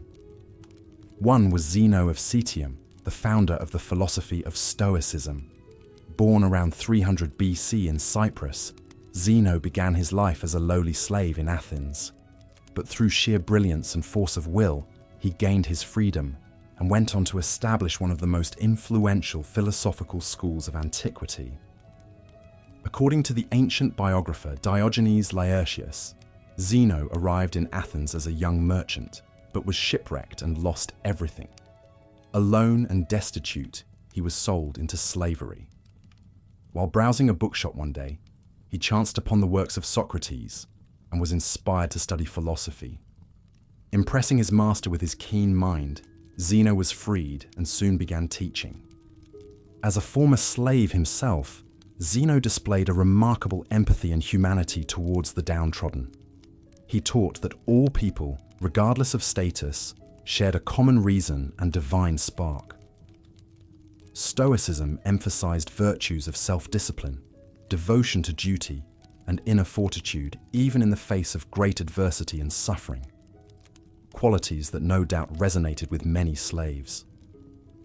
Zeno's wise words gave them a spiritual liberation, even if their bodies remained in chains. The sheer inhumanity and trauma of slavery left deep scars on Greek society and the psyche of its victims.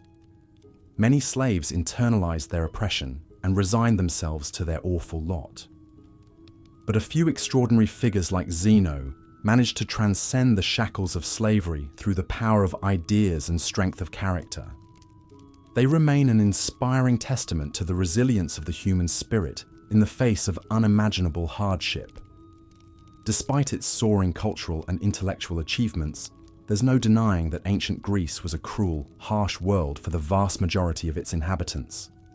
For every brilliant philosopher or celebrated warrior, there were countless forgotten slaves, peasants, and paupers struggling to survive. They eked out a meager living, toiling under the broiling Mediterranean sun, always one failed harvest or invasion away from destitution and death. But in a strange way, this legacy of strife and hardship may have been what forged the Greeks' legendary drive, ingenuity, and grit. Overcoming such adversity required resilience, tenacity, and toughness, both physical and mental. These hard-won virtues carried over into their cultural, artistic, and political pursuits. Indeed, the Greeks seemed to pour all their pent-up pain, rage, and yearning into their immortal works of art, architecture, and philosophy, and thus alchemize their suffering into timeless glory. So when we gaze upon the austere beauty of the Parthenon, or ponder the sage wisdom of Socrates, we must remember the blood, sweat, and tears that made it all possible, and the countless, nameless souls whose tragic sacrifice paved the way. For it was their sorrow and subjugation that was the hidden bedrock upon which the lofty achievements of the Greek Golden Age were built. Without them, the dazzling light of ancient Greece would have been unthinkable. Of course, the Greeks were far from alone in this cruel calculus. Nearly every great civilization, from the Romans to the Egyptians to the Aztecs, was erected upon the backs of the oppressed and exploited underclasses.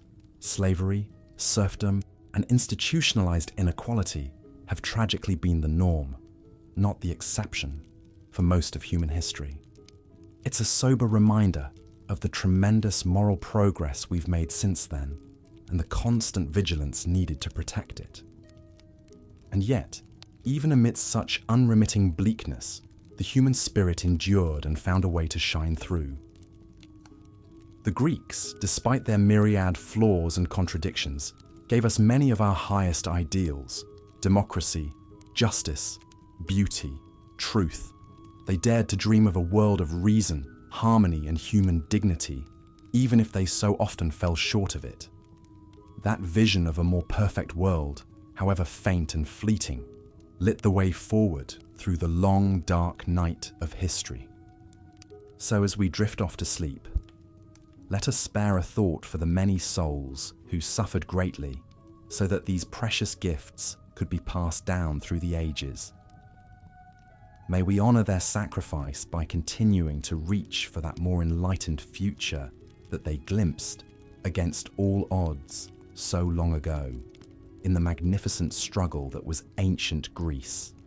Perhaps there is a nobility in strife after all, a strange and sacred alchemy that transmutes our mortal agony into immortal gold, the auriferous ore of the soul, the gleaming substance of civilization itself. And in that sense, the bitter tears of Hellas watered rich gardens that are still yielding fruit to this day. The life of a Greek slave was one of unending toil, hardship, and suffering. Slaves had no rights or legal protections, and were viewed as mere property to be used and exploited by their masters. The Greek philosopher Aristotle even argued that slavery was a natural state, and that some people were simply born to be slaves. One of the worst places to be a slave in ancient Greece was in the bleak, windswept silver mines of Laurium, about 50 miles south of Athens. Here, thousands of slaves, including women and children, were forced to work in cramped, filthy, dangerous conditions, hewing the precious silver ore that helped finance the mighty Athenian navy. The mines were dark, poorly ventilated tunnels that extended hundreds of feet underground. Slaves worked in oppressive heat, choked with dust, their lungs gradually blackening from breathing the fine stone particles. Cave-ins, accidents, and toxic gases claimed countless lives. But the greatest killer was simply overwork and exhaustion. Slaves toiled for 10 hours a day or more, hauling baskets of ore, swinging picks and hammers until their hands bled and their muscles gave out. They subsisted on meager rations of bread and water. Rest was brief, and sleep was snatched in dank, vermin-infested pits next to the mine face. Most miners, broken and used up, didn't survive more than a few years in these hellish conditions. When they died, they were simply tossed aside into unmarked graves to be replaced by fresh victims rounded up from the markets. The Laurium mines devoured slaves by the thousands, fueling the wealth of the Athenian upper classes and the might of their empire.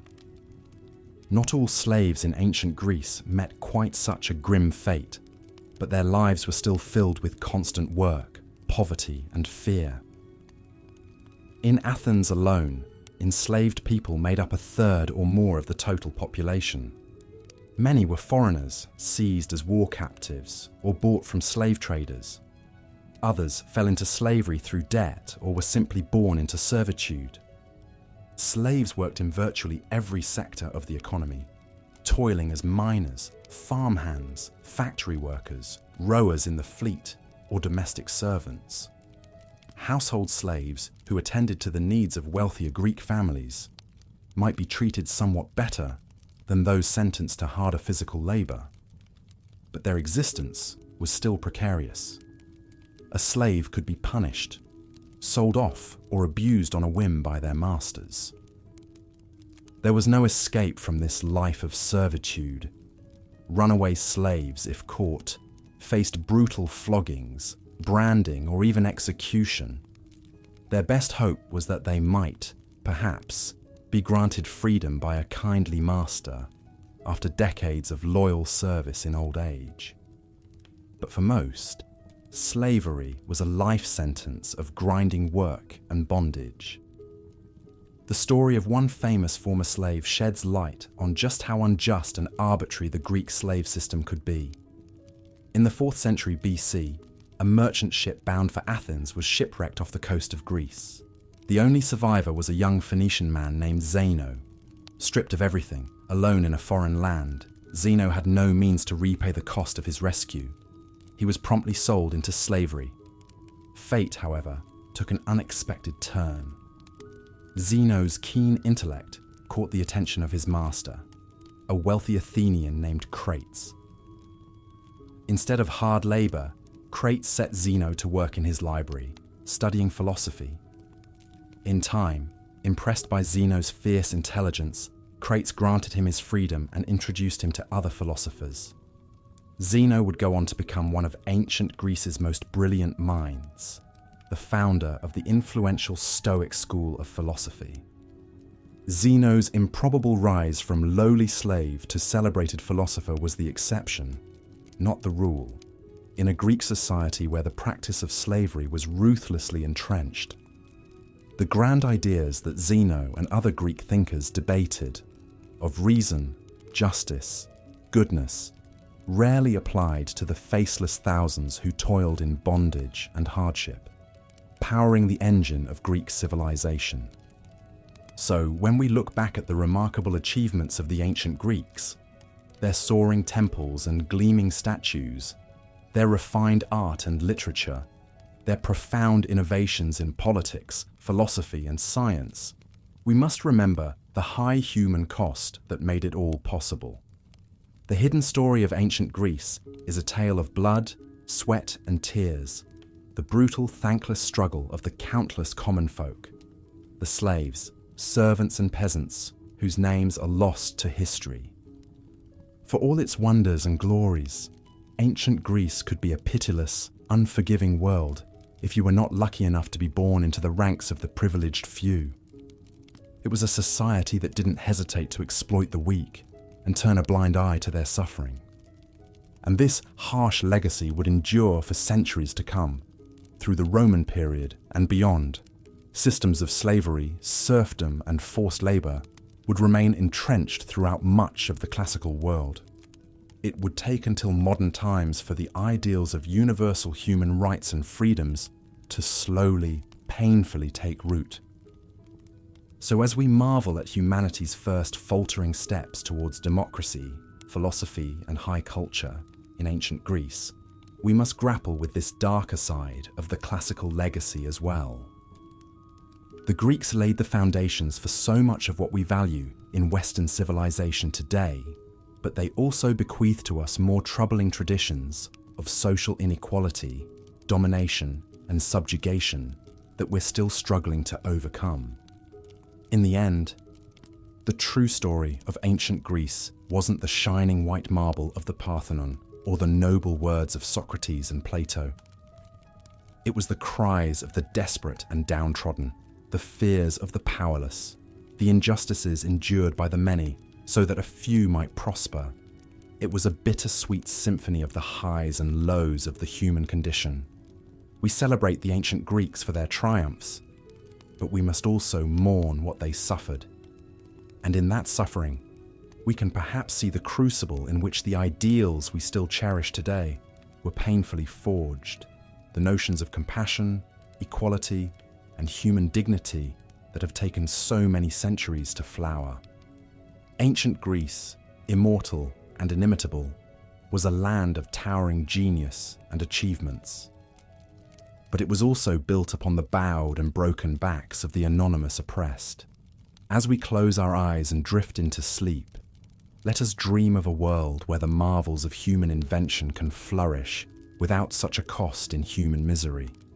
A world the Greeks gave us the first glimpse of, even if they themselves could not fully reach it. The grim fate that awaited many Greek slaves was perhaps most shockingly embodied by the thousands of wretches who toiled ceaselessly in the infamous silver mines of Laurium. Located in a barren region southeast of Athens, these tunnels and shafts delved deep into the earth, following veins of silver-bearing lead ore. This precious metal was vital to Athens' burgeoning economy and imperial ambitions. But it came at a horrific human cost. The mines were worked entirely by slaves, many of them prisoners of war, debtors, or simply those unlucky enough to be born into bondage. They labored in appalling conditions, hacking away at the rock in sweltering, cramped tunnels by the light of flickering oil lamps. The air was foul with dust and fumes. Many suffered grievous injuries from falls, collapsing tunnels, or the chronic effects of breathing the toxic air. Life expectancy in the mines of Laurium was pitifully short. Few survived more than a year or two of this nightmarish existence before succumbing to disease, malnutrition, or accidents.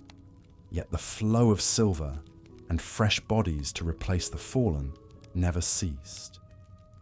Unimaginable wealth for the Athenian state was purchased by unimaginable suffering. The quota each slave was required to produce was high, and the overseers who stalked the tunnels were notoriously brutal.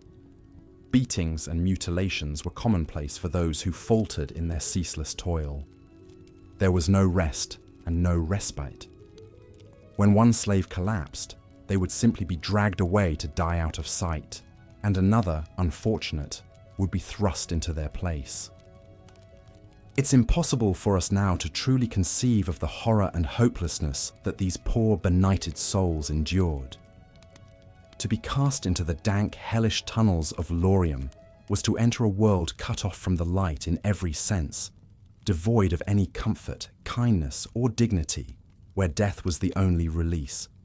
Yet their plight was simply accepted as an unremarkable fact of life. The great cradle of democracy depended foundationally on their mute suffering. But occasionally, a fluke of fate could transform a slave's destiny in the most dramatic way imaginable. One of the most famous examples is the remarkable story of Zeno of Citium. Born around 334 BC in the Greek city-state of Citium on Cyprus, Zeno began his life as a slave.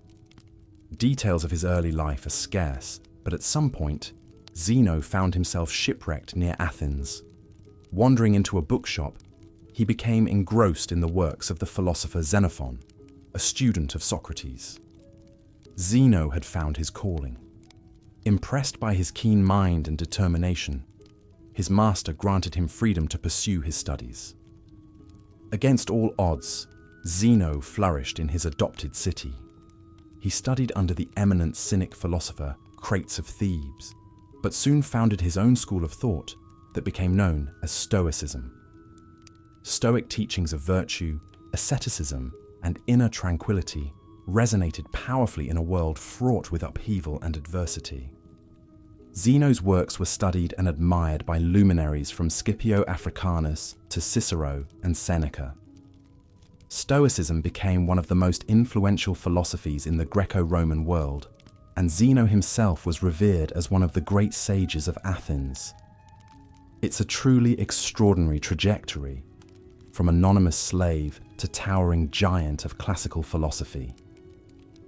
Zeno's story may seem like one in a million, and indeed his full-circle odyssey from bondage to acclaim is singularly impressive. But it does underscore that the boundaries between slave and free in ancient Greece were not always impermeable. Slaves were not some separate species, but human beings with human potential. And under some circumstances, even a slave could transcend their degraded status and achieve great things. The Athenian general and statesman Timotheus, for instance, was said to be the son of a Thracian slave woman. The poet Philoxenus of Cythera and the fabulist Aesop were also believed to have begun life as slaves. For a lucky, infinitesimal few, slavery could occasionally be a prelude to prominence, rather than a life sentence of drudgery and despair. But for the vast majority, there would be no such redemption. Their dismal lot was simply to endure, to eke out a meagre, constricted, and doubtless abbreviated existence in the shadow of the free. The institution of slavery was one of the pillars that held up the grand edifice of classical Greek civilization.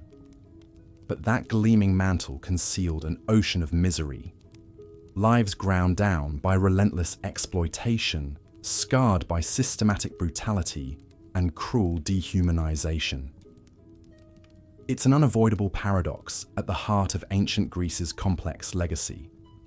As ancient Greece lurched into the 4th century BC, the widening scourge of warfare would unleash new waves of devastation and social upheaval. Mighty Athens and Sparta, after decades of ruinous conflict in the Peloponnesian War, were greatly diminished. A power vacuum loomed. Into this breach would stride the dynamic young kingdom of Macedon, led by its most illustrious ruler, Alexander the Great. Alexander's brief but meteoric career would spark a new age of Greek civilization, the Hellenistic period. But before that sprawling cultural flowering, Alexander's vaulting ambition would first usher in a scale of bloodshed unlike anything the Greek world had yet seen. Born in 356 BC to King Philip II of Macedon, Alexander was groomed for supremacy from an early age. He counted the great philosopher Aristotle among his tutors, but Alexander's true genius was for the art of war. When Philip was murdered in 336 BC, Alexander ascended the throne at the tender age of 20. Immediately, he set his sights on the east and on etching his name in history. With an elite army of battle-hardened Macedonian troops, Alexander embarked on a campaign of conquest that would ultimately range over 20,000 miles, forge an empire stretching from Greece to India, and enshrine his name as a byword for martial glory to this day.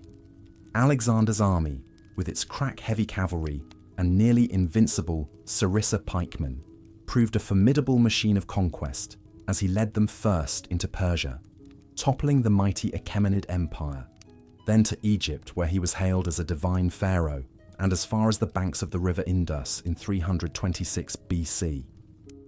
Everywhere he marched, Alexander left a trail of subjugated cities and shattered armies in his wake.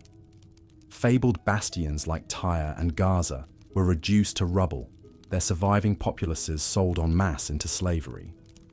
At the climactic Battle of Gaugamela in 331 BC, Alexander was said to have slew over 50,000 Persians in a single day, turning the battlefield into a charnel house of hacked and trampled flesh.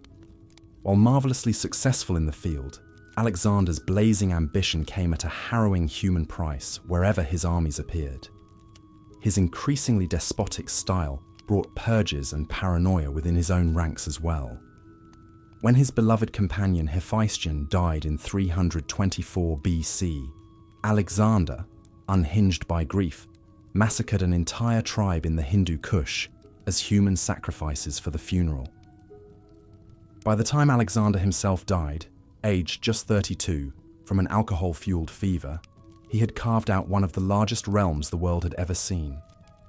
But the breathtaking scale and speed of his achievements were matched by the toll in blood and suffering. Hundreds of thousands had perished, and whole societies were left reeling in his scorched earth wake. Alexander's abrupt death would send shockwaves through his fragile young empire, sparking power struggles between his generals that splintered the realm into warring dynasties. The Hellenistic world that emerged would be a crucible of cultural fusion and intellectual ferment, but also an arena for chronic conflict and political upheaval. Life for the common Greek would remain as turbulent and precarious as ever. Looming over all of this strife and insecurity was the ever-present shadow of death. For all its glittering achievements, ancient Greek society could do shockingly little to parry the mortal realities of accident, injury, or illness. With no real conception of germ theory or antisepsis, even the most mundane-seeming wound or malady could easily prove fatal. Childhood was especially perilous. Perhaps half of all Greek children did not survive to adulthood. Infectious diseases, from dysentery to typhoid fever, cut swathes through the population in periodic epidemics. Chronic ailments, like tuberculosis and malaria, sapped the strength and livelihood of untold multitudes. The practice of medicine in ancient Greece, though increasingly systematized and observational, still relied heavily on erroneous theories of the body and had only primitive surgical capabilities. Physicians prescribed bloodletting, purging, and often toxic medicaments as much as they dispensed sound advice for healthy living. Patients with grave conditions could only place their hope in the favor of the gods. For those whom fortune preserved into old age, senescence itself could be a drawn-out torment in a world so lacking in palliative care. The elderly often faced increasing isolation, infirmity, and privation if they lacked family to support them. The fabled Athenian statesman Pericles himself was said to have wasted away in agony, his once brilliant mind unraveled after contracting the plague that ravaged Athens in 430 BC. Death, when it finally came, was an event far more raw and visceral than we can neatly imagine. There were no hospitals or hospices, no analgesics or life support to ease or forestall the inevitable. The moribund would breathe their last on a simple pallet at home, or on the open battlefield, encircled at best by their loved ones. Funeral rites were an essential duty for Greek families, who washed and anointed the body, conducted lamentations, and oversaw burial or cremation. Even these sacred rituals could not soften the brute reality of death in a pre-modern world, as one more soul slipped into the shadows of Hades, and one more branch was pruned from the tree of life. This, then, is the sobering mosaic of daily existence that lurked behind the towering intellectual, artistic, and political triumphs of the ancient Greeks. It's a portrait of life at its most elemental and unadorned, shorn of the mediating comforts and safeguards that we take for granted. From the Athenian farmer, grimly labouring to wrest sustenance from the stingy soil, to the Spartan helot, crushed under the jackboot of a pitiless warrior elite. From the plague-ridden streets of Periclean Athens to the howling death pits of the Peloponnesian War, the common Greek was locked in an unrelenting struggle for survival against foes both human and elemental. It was, in every sense, a world as harsh and abrasive as it could be vibrant and inspiring, a crucible that demanded every ounce of fortitude and guile that the human spirit could muster. That Greek civilization accomplished so much, while sailing into the teeth of such unremitting adversity, must stand eternally to their credit. But it's also a poignant reminder of the nameless, numberless ranks of ordinary Greeks who shouldered the weight of those achievements without tasting their fruits. Those who endured, as the poet Hesiod wrote, toiling ceaselessly like the bees in the spring, when they feed and rear the grubs, working themselves to death. Poor things, because they keep at it all day long from sunrise to sunset. In grappling with the ancient Greek experience, we must always step back from the glistening pinnacles of art and argument to survey that human topography in full. We must remember the scars and calluses, the fears and hungers, the lives worn raw by deprivation and diktat. Only then can we appreciate the true temper of a civilization, the cost as well as the glory. Our world today would scarcely be recognizable to Pericles or Plato. The material conditions, the scope of knowledge, the assumptions of society have all changed beyond measure. And yet, peering through the murk of centuries, we can still feel the tug of a shared human condition. The Greeks, too, knew love and loss, suffering and transcendence, the aching beauty and brevity of life. They, too, struggled to impose meaning on the vagaries of fate, and to light the spark of something enduring amidst the enveloping shade.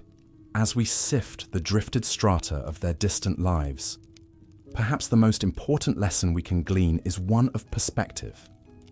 To fully appreciate our own time, our own lives, in all their precious imperfection. To recognize all that we take for granted, and all that connects us to those who came before. The ancient Greeks crafted a legacy that echoes down the ages in philosophy, in statecraft, in art and architecture, in the very sinews of Western identity. But they equally remind us of the eternal fragility of the human enterprise, the finely blown boundaries of order and of life itself. In contemplating their world, so alien and yet so oddly proximate, we come face to face with the bigger questions of what it means to live, to strive, to leave some lasting mark on an indifferent cosmos, and in the end perhaps to make our own wary peace with a universe we cannot control, but only ride upon, like sailors on a storm-tossed sea, for one brief and shining moment. The ancient Greek world was also one of near constant warfare and conflict. Battle was a way of life for the Greek city-states, with gruesome methods like the phalanx formation and siege warfare commonplace. In the phalanx, rows of heavily armed hoplite soldiers would lock their shields together, forming a nearly impenetrable wall of wood, bronze, and flesh. They would advance on the enemy line, thrusting their spears forward in unison, aiming to break through with brute force. It was a horrifying sight and sound, thousands of men yelling their war cries, the clash of shields and armor, the screams of the dying. Siege warfare was equally brutal. When one city-state sought to conquer another, They would surround the city walls and cut off all supplies, seeking to starve the population into submission. This could drag on for months or even years. The people inside the city walls would slowly waste away, succumbing to disease and malnutrition, with the stench of death and decay permeating the air. Outside the walls, the besieging army would pelt the city with boulders, arrows, and even catapulted balls of flaming pitch to spread fires inside. Sometimes, they would attempt to undermine the walls by digging tunnels underneath. If the city fell, the invading army would pour through the breached walls and run riot, burning, looting, and enslaving the survivors. It was a grim fate. Even the mightiest city-states like Athens and Sparta were not immune to the devastation of war. During the 27-year-long Peloponnesian War, tens of thousands were killed on both sides. One particularly disastrous episode centered around the brash Athenian noble Alcibiades, a ward of the famous Pericles. Alcibiades convinced the Athenians to launch an all-out expedition against the powerful city of Syracuse in Sicily. He claimed that once Syracuse fell, all of Sicily would come under Athenian control, providing a base to eventually conquer Carthage and dominate the Western Mediterranean. It was an audacious plan, but would prove to be a calamitous miscalculation. The Athenians assembled a massive force of some 30,000 men and over 100 warships, stripping the city of vital manpower, funds, and resources. Alcibiades was to be one of 3 commanders leading the armada, but on the eve of departure, a shocking controversy erupted. Sacred statues of Hermes throughout Athens were found to have been mutilated overnight, and rumours swirled that Alcibiades was responsible, having committed the sacrilege during a drunken romp. Facing outrage and legal charges, Alcibiades fled to Athens' mortal enemy Sparta before the fleet even set sail. Deprived of their most charismatic leader, the Athenian force carried on to Sicily under Nicias, a capable but cautious and pessimistic general. After initial victories, the Athenians became bogged down in a protracted siege of Syracuse. Sparta, at Alcibiades' urging, sent reinforcements and a ruthless commander named Gylippus to aid the Syracusans. The Athenians, riddled by disease and hunger, were eventually surrounded and decisively defeated. Their fleet was destroyed and their army almost entirely killed or captured. Athens ended up losing as much as 2/3 of its adult male population. It was a near-fatal blow from which the city never fully recovered. The Sicilian disaster highlighted the staggering human cost of ancient Greek warfare. Thousands would die far from home, often from sickness, as much as from battle itself. Many thousands more would be sold into slavery if captured. Even the survivors often returned with crippling wounds and psychological trauma. At the same time, the economic toll was immense. Waging war consumed staggering sums of money and resources, while trade, agriculture, and public works languished. This deepened the poverty and hardship of daily life for the masses. War was not just the scourge of free Greek citizens, though. It was also the grim conduit by which many foreigners and the unlucky were forced into perhaps the cruelest fate of all in the Greek world: a life of brutal slavery. Slavery was appallingly widespread in ancient Greece, forming the dark underbelly of Greek society and economy. By some estimates, there were 7 slaves for each free citizen in Athens, meaning that a large part of the population lived in bondage. The abhorrent conditions and exploitation these poor souls faced is difficult for the modern mind to fathom.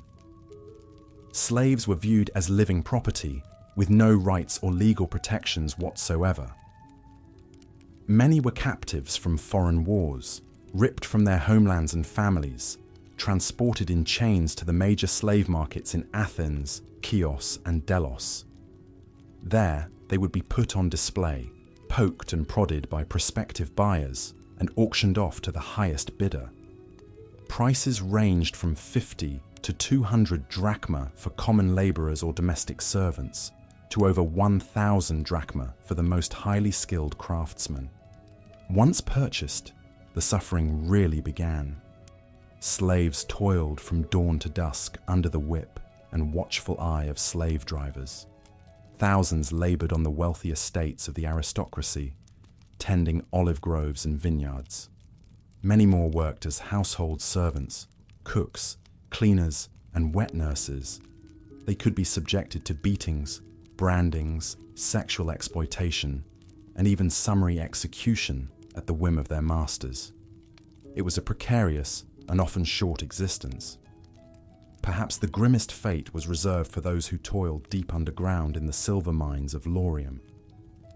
Within these Stygian labyrinths, thousands of wretched souls clawed the precious silver ore from the earth, powering Athens' wealth and prestige. Men, women and children, as young as 5, would descend into the stifling shafts for days at a time, chipping at the rock by flickering lantern light.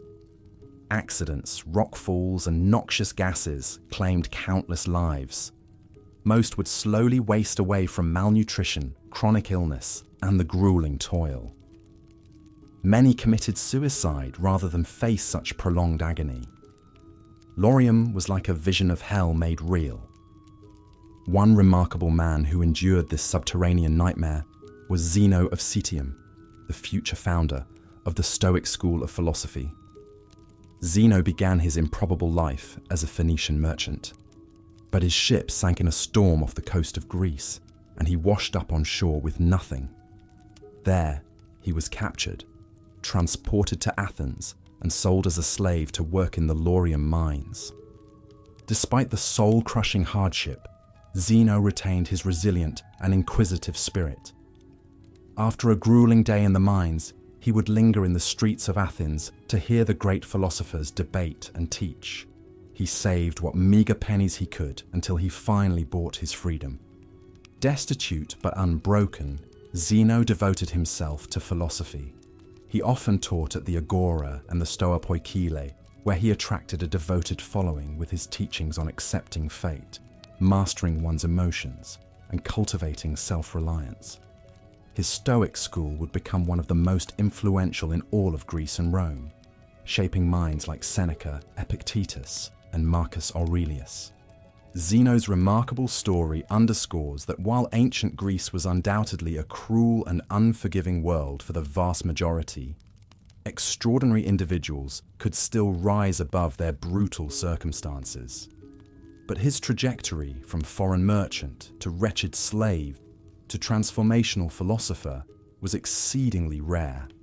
The reality is that the weak, the poor, and the unlucky masses faced subjugation, enslavement, or early death.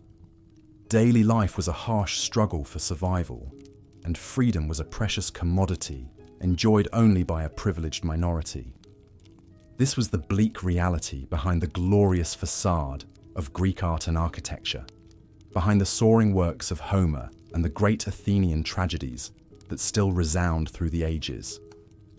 It was a world of extremes, of oligarchs and slaves, of brilliant thinkers and wretched laborers, of magnificent cities built on the scarred backs of the many, a world of short, often violent lives, of plague and famine, of subjugation and constant warfare. The fact that the ancient Greeks achieved so much in art, philosophy, literature, and science in the face of such unrelenting adversity makes their accomplishments all the more remarkable. And so, as we drift off to sleep, lulled by these ancient tales, perhaps we can reflect that we are the fortunate ones, we descendants of the modern age, that for all our struggles and cares, we can give thanks that our daily lot is not one of antiquity, toiling beneath the Aegean sun, forever at the mercy of fickle gods and cruel men.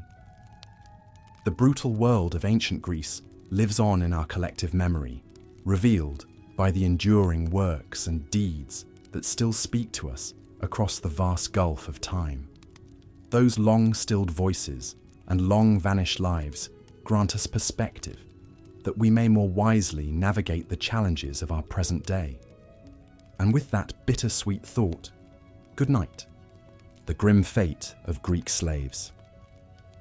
Slavery was an inescapable reality in ancient Greek society, a ubiquitous practice that fueled the economy and supported the elite way of life. From Athens to Sparta, slaves toiled in households, on farms, and in workshops, their labor exploited for the benefit of their masters. It's estimated that in some city-states, slaves made up as much as 1/3 of the total population. These enslaved individuals faced wretched living conditions, grueling labor, and the constant threat of violence and abuse. Many slaves were captives of war, ripped from their homes and families as spoils of Greek military conquests. Others fell into slavery through piracy, kidnapping, or by being born to slave parents. Once enslaved, they became the property of their masters, to be bought, sold, and treated as mere commodities. Slaves had no legal rights or protections, and their lives were entirely at the mercy of their owners. The experience of slaves varied somewhat, depending on their specific role and the temperament of their masters. Domestic slaves in wealthy households might have a marginally better quality of life, serving as cooks, cleaners, childcare providers, or even tutors for the family's children. But even these privileged slaves were subject to the whims and abuses of their masters. Female slaves in particular often face sexual exploitation and assault. For the majority of slaves, daily life was filled with back-breaking labor and squalid conditions. Countless slaves worked from sunrise to sunset in the fields, planting and harvesting crops, tending to livestock, and performing any number of arduous agricultural tasks. With poor diets consisting of meager rations, inadequate clothing and shelter, and virtually no access to medical care, many rural slaves succumbed to malnourishment, exposure, and disease. One of the most notoriously brutal fates for a slave in ancient Greece was being sent to the silver mines, like the infamous mines of Laurium located near Athens. Deep underground, thousands of slaves toiled in hellish conditions, chiseling out the precious ore that helped finance the Athenian Empire. With air thick with dust, narrow tunnels prone to collapse, and only dim oil lamps to light the way, the mines were a living nightmare. Slaves worked in chains, facing regular beatings from their overseers to keep up the grueling pace. Many would not survive more than a few years in the mines before perishing from injuries, respiratory illnesses, or sheer exhaustion. The story of one ill-fated slave stands out as a chilling example. In 413 BCE, a young man named Dorius was captured after the Athenian siege of Syracuse and sold into slavery.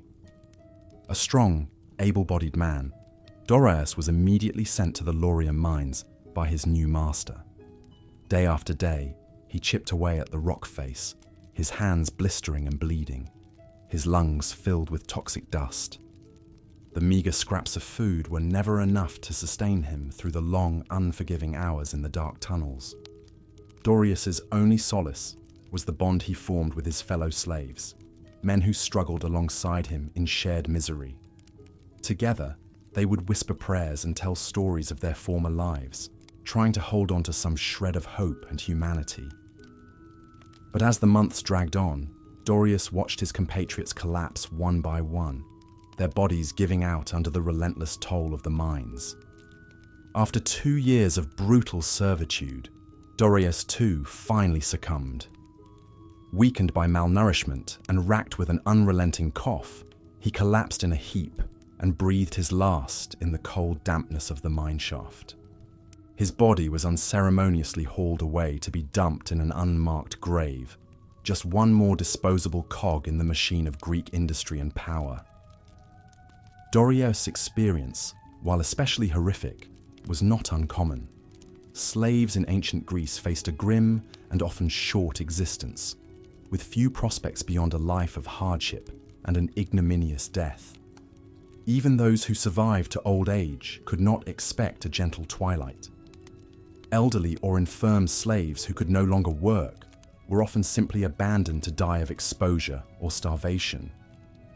Yet despite the unimaginable suffering they endured, the enslaved people of ancient Greece were not simply passive victims. There are scattered accounts of slave rebellions and uprisings, desperate attempts to resist their oppression and win their freedom against all odds. In most cases, these rebellions were ruthlessly put down, the participants executed as a warning to others, but they stand as a testament to the unbreakable spirit of those who refuse to accept the grim fate handed to them.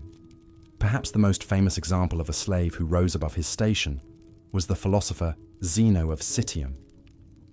Born in the late 4th century BCE in the city of Citium on Cyprus, Zeno was the son of a merchant family, but around the age of 30, his life took a dramatic turn when he was shipwrecked while on a trading voyage and lost everything.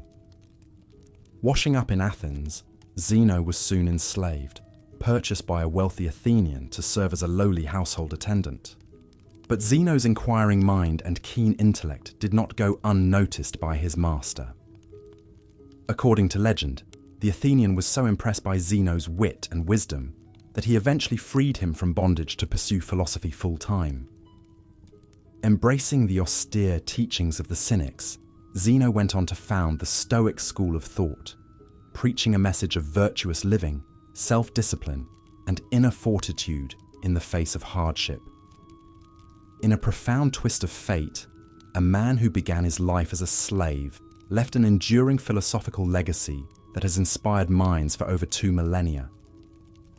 Yet for every exceptional story like Zeno's, countless more slaves lived and died anonymously under the yoke of Greek brutality. Their suffering and subjugation, though often overlooked, were a dark and inextricable undercurrent to the glories and achievements of ancient Greek civilization. It is a somber reminder that even the most advanced societies can be built on foundations of terrible injustice and cruelty. As we come to the end of our journey through the harsh realities of life in ancient Greece, it's worth reflecting on what lessons we can draw from this distant yet strangely familiar world. The ancient Greeks, for all their lofty ideals and intellectual triumphs, were still a product of their time and place, shaped by the brutality and callousness that characterized much of human history. Yet it would be a mistake to dismiss their struggles and successes as merely the product of a benighted past. In many ways, the challenges they faced, the spectre of war, the ravages of disease, the oppression of the weak by the strong, are ones that still confront us to this day. How we choose to meet those challenges, both as individuals and as societies, will determine what kind of world we shape for ourselves and for generations to come. Perhaps, in the end, the true value of studying history is not just to catalogue the events of the past, but to gain a deeper understanding of the human condition in all its frailty, cruelty, and indomitable resilience.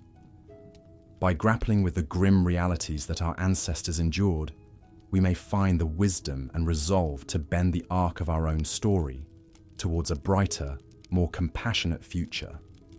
One where the dignity and worth of every person is celebrated, and the horrors of slavery and oppression are consigned to the dustbin of history. It is a noble aspiration, and one that we must never stop striving for, even against the longest odds. For as the Stoic philosopher Seneca once wrote, "As is a tale, so is life.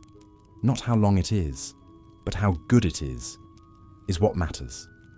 May we all live our tales with courage, conviction, and unwavering commitment to building a world of justice and decency for all. And so, as we drift off to slumber, let us hold in our hearts the memory of all those who came before us, the farmers and soldiers, the artisans and philosophers, the masters and the enslaved. Their struggles and their triumphs, their joys and their sorrows, echo through the ages to remind us of our shared humanity and our shared responsibility to one another. In the quiet of the night, as the ancient world fades into the mists of dream, may we find the strength to face our own challenges with grace and resolve. And may the hard-won wisdom of the past light our way towards a future of greater compassion, justice, and peace for all. Good night. The grim fate of slaves in ancient Greece is a stark reminder of the cruelty and inhumanity that pervaded this celebrated society. For every gleaming marble temple or renowned philosopher, there were thousands of wretched souls toiling in bondage, their suffering and sacrifices lost to history. The Greeks saw slavery as a natural and necessary part of the social order. Aristotle himself declared that some men were slaves by nature, destined to serve their superiors. This belief allowed even the most enlightened thinkers to justify the ownership and exploitation of their fellow human beings. And exploited they were, for slaves were nothing more than living tools to the Greeks, disposable property to be used as their masters saw fit. Slaves worked from sunup to sundown, performing back-breaking labor in the fields, mines, workshops and homes with no reprieve. They were frequently beaten, starved and subjected to all manner of abuse and indignity. Many slaves met a particularly grisly end in the silver mines of Laurium, near Athens. There, thousands of unfortunate captives were sent to live out their days in dark, suffocating tunnels, hacking away at the rock in search of precious ore. The air was thick with poisonous dust, and cave-ins were a constant danger. Slaves who survived these hellish conditions rarely lasted more than a few years before perishing from injury, disease, or sheer exhaustion. A similarly bleak fate awaited the crews who rowed and fought aboard the warships of Athens.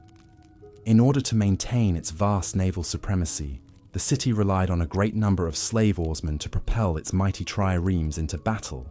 These men were chained to their benches and whipped mercilessly by overseers to keep time, even as missiles rained down from enemy ships. In the heat of combat, many would drown shackled to their oars, dragged to a watery grave by the very vessels they powered. Despite the unimaginable hardship of their lives, some slaves managed to rise above their circumstances through luck or sheer force of will. One such remarkable figure was Zeno of Citium, the founder of the Stoic school of philosophy. Born in the Phoenician city of Citium around 334 BC, Zeno found himself on a ship to Athens as a young merchant. But fortune took a tragic turn when he was shipwrecked and sold into slavery. As the property of a wealthy Athenian, Zeno labored for years before finally gaining his freedom. Undaunted by adversity, Zeno went on to study under the great philosopher Crates of Thebes. In time, he began teaching his own brand of philosophy, which emphasized virtue, reason, and inner strength as the keys to living well.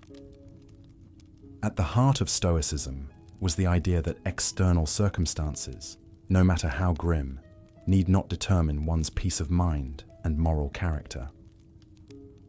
It is a profound irony that Zeno, once a lowly slave, would create a school of thought so influential that it shaped great minds from Emperor Marcus Aurelius to Nelson Mandela.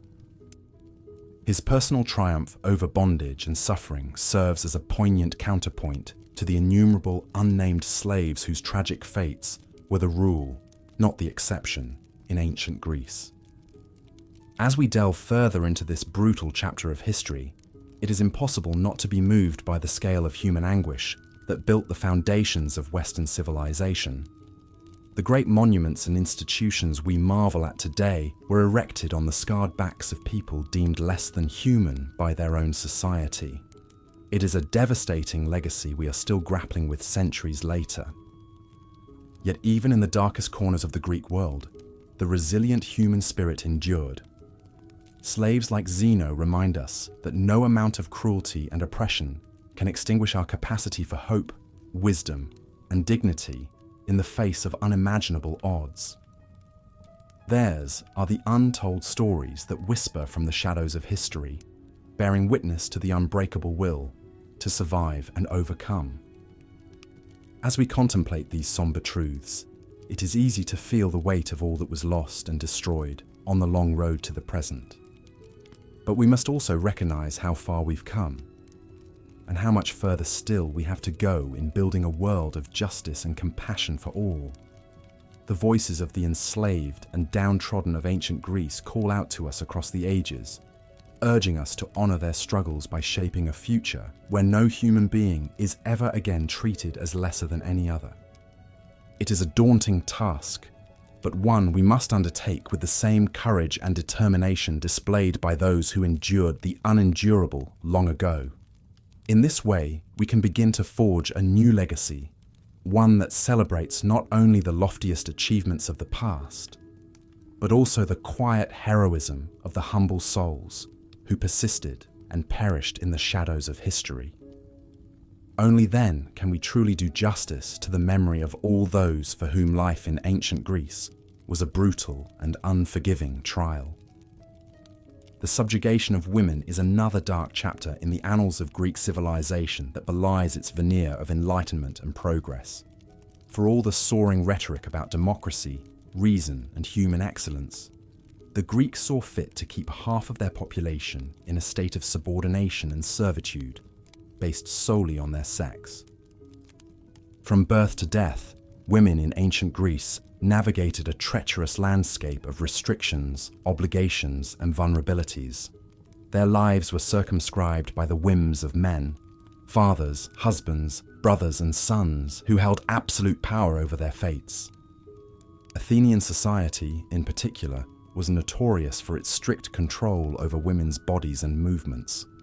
Respectable women were expected to stay cloistered within the home, tending to children and domestic tasks, rarely venturing outside except for special occasions like religious festivals.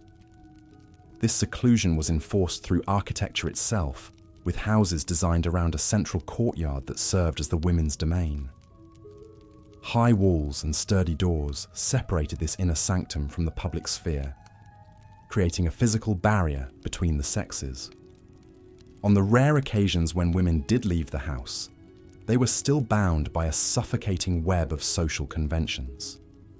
They could not go out alone or converse with unrelated men. When in public, they were required to veil themselves and cast their eyes downward to avoid attracting attention or provoking male lust. Even within the supposed safety of the home, women enjoyed precious little autonomy or agency. Marriages were arranged by fathers and guardians, with no input from the bride herself. Once wed, a woman came under the complete control of her husband, who had the power to divorce her on a whim, or even lend her to other men for procreation. Perhaps the cruelest twist of fate for Greek women was that their primary value lay in their ability to produce male heirs for their husbands' households. Failure to bear healthy sons was grounds for divorce or worse. This merciless calculus placed enormous pressure on women to fulfill their reproductive duties, even at great personal risk. Childbirth in the ancient world was a harrowing ordeal, with no anesthesia, antiseptics, or understanding of basic hygiene. Complications like hemorrhage and infection claimed countless mothers' lives. Those who survived the dangers of delivery faced the daunting task of raising children in a world stacked against them. With virtually no access to education or enrichment, women were consigned to an endless cycle of pregnancy, nursing, and domestic labor. Generations lived and died without ever glimpsing a world beyond the narrow confines of hearth and home. Yet even in the face of such overwhelming oppression, some remarkable women managed to carve out a measure of influence and independence. The legendary philosopher and mathematician Hypatia of Alexandria is one such shining example. Born around 350 AD, Hypatia was the daughter of Theon, a noted scholar who bucked societal norms by providing her with a rigorous education.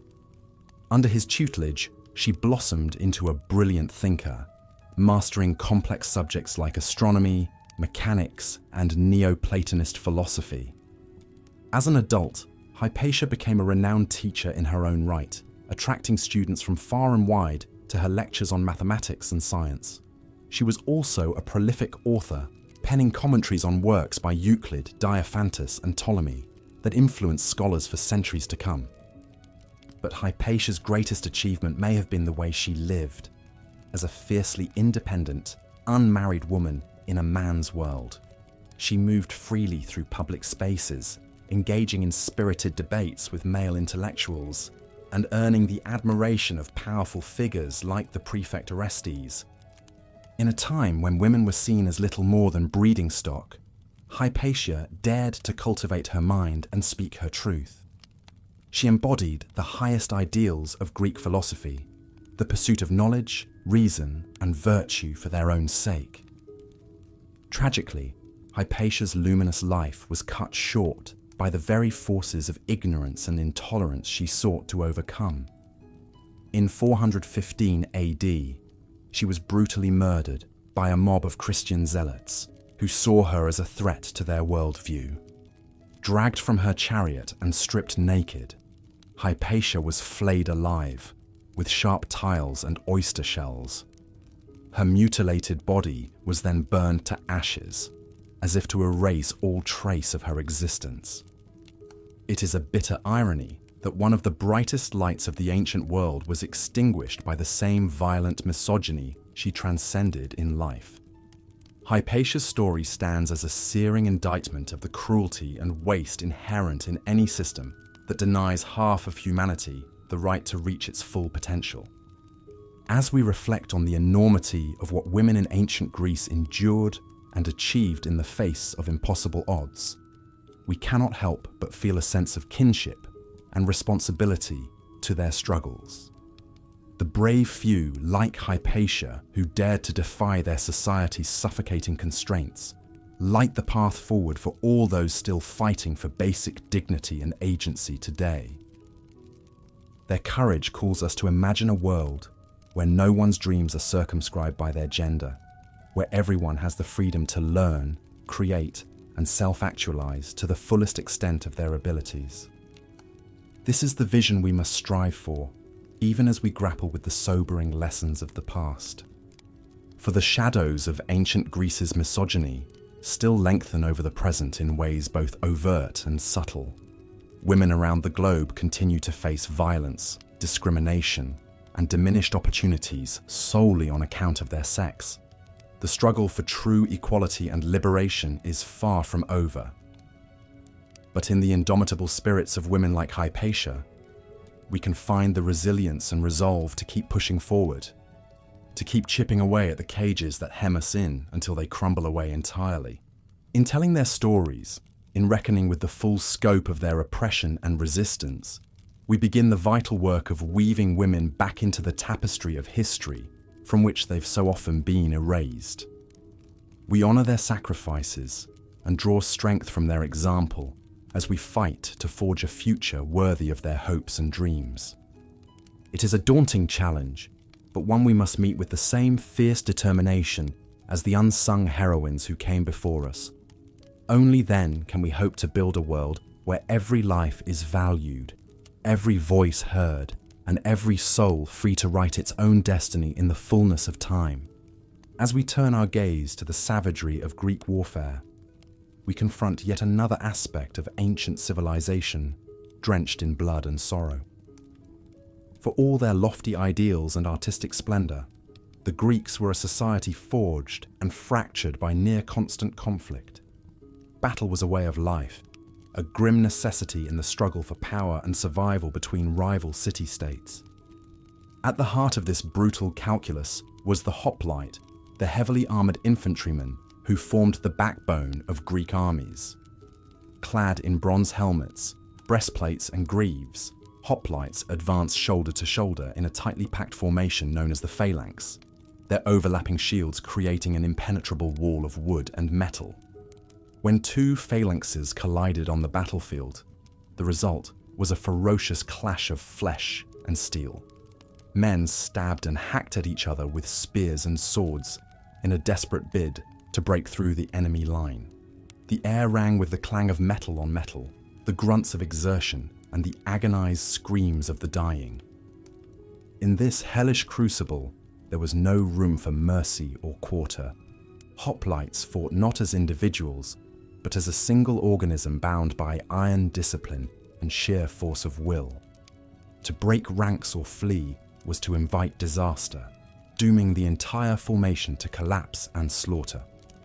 The stakes of these confrontations could not have been higher, for defeat often meant the total destruction of a city-state.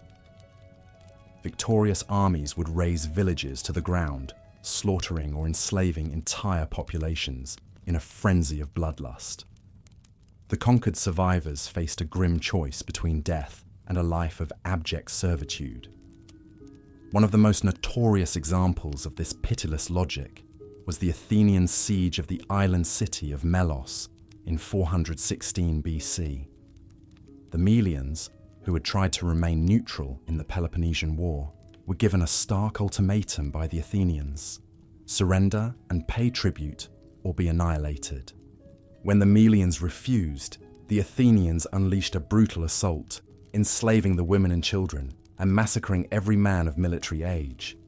The once prosperous city was reduced to a smoking ruin, its people scattered to the winds or condemned to a life of bondage.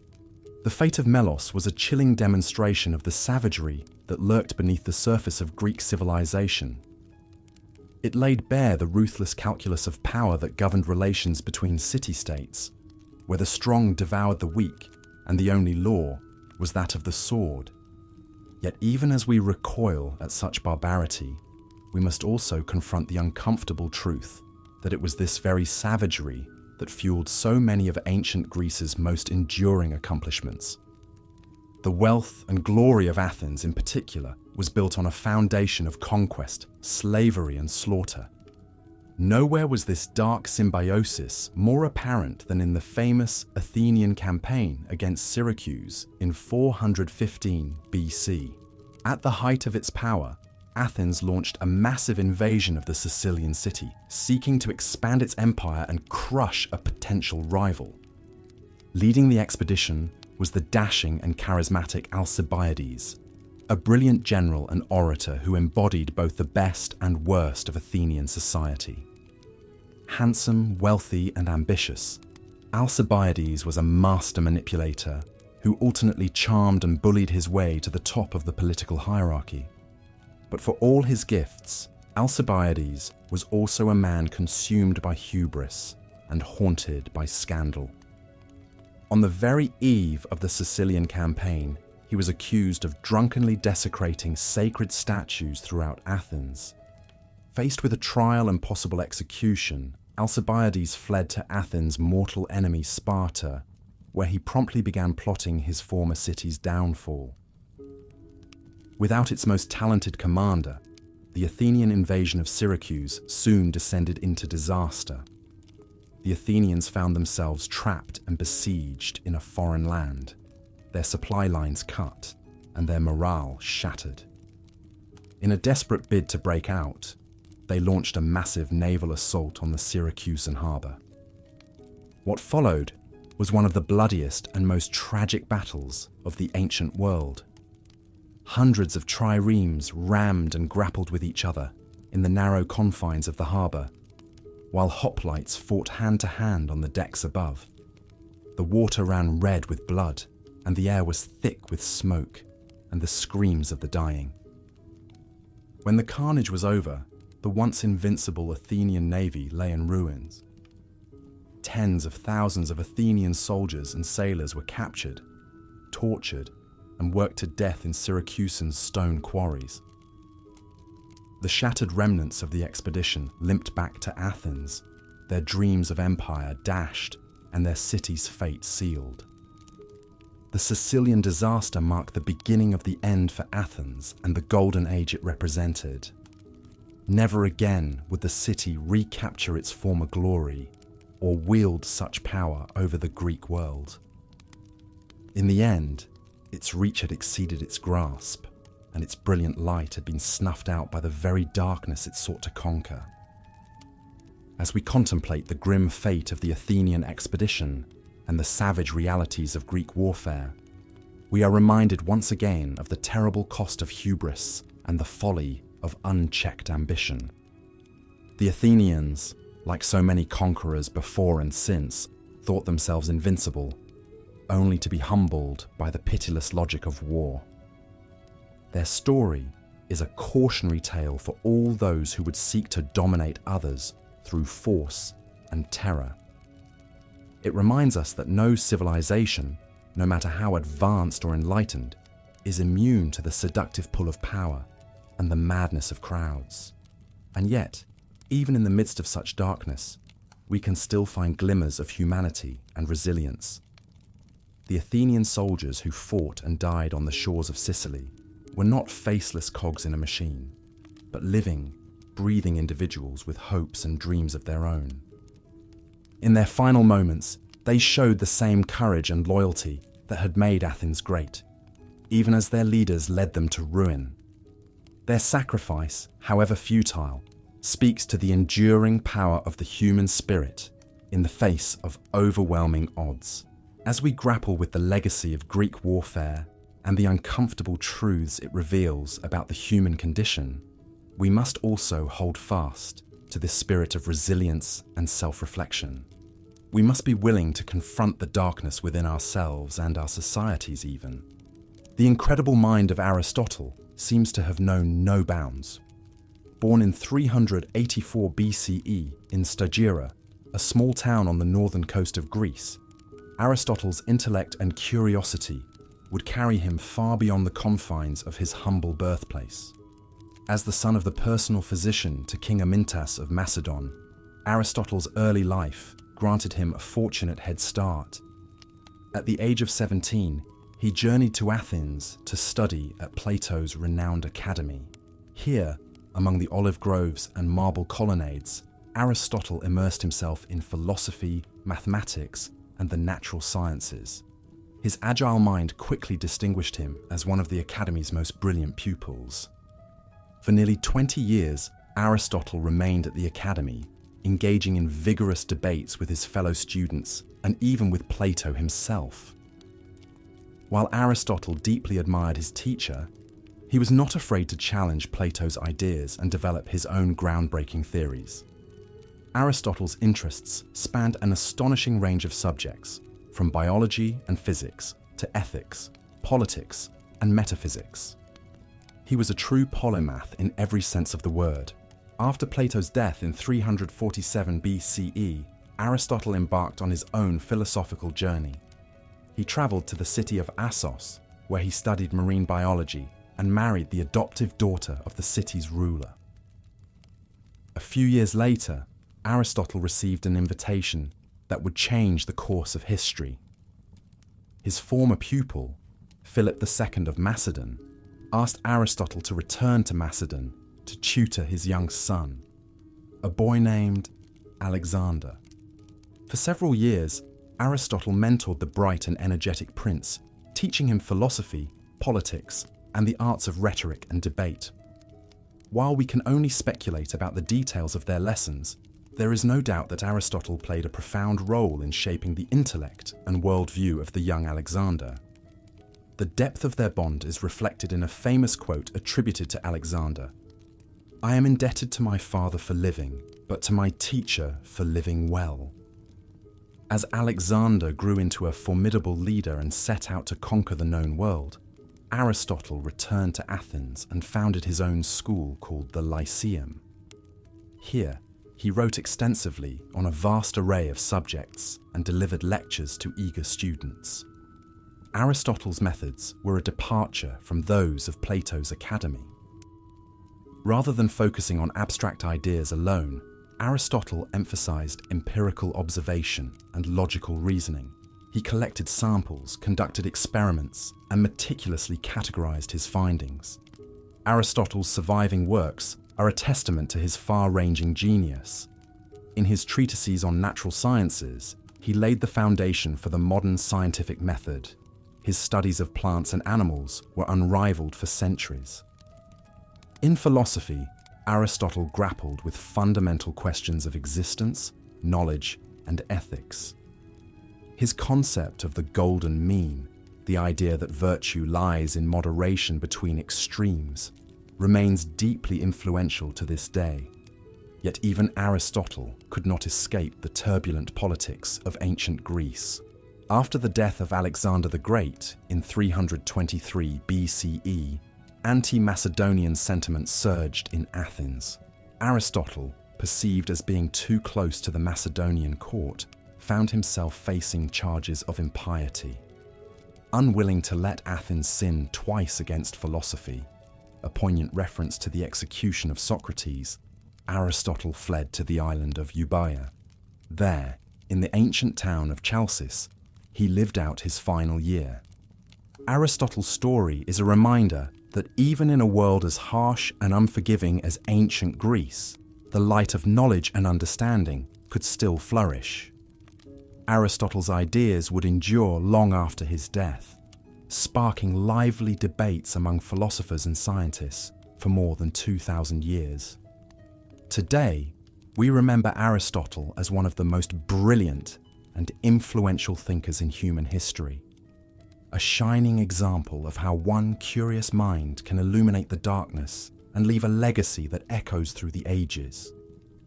As we conclude our journey through the brutal realities of ancient Greek life, it's worth reflecting on the incredible resilience and ingenuity of the human spirit. From the backbreaking labor of farmers to the blood-soaked battlefields of hoplite warfare, the ancient Greeks endured unimaginable hardships. Yet even amidst such suffering, they managed to create art, philosophy, and literature that still captivate us to this day. Perhaps there is something to be learned from their example, a reminder that even in our darkest moments, we possess the strength to persevere and the capacity for greatness.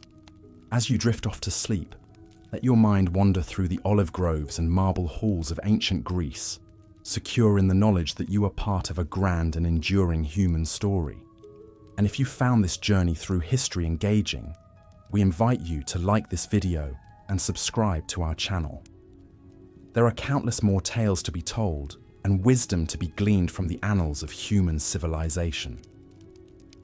Join us again for another journey through the past. You may just find that the struggles and triumphs of our ancestors have much to teach us about our own lives today. But for now, close your eyes, let your mind be at ease, and slip softly into the warm embrace of sleep.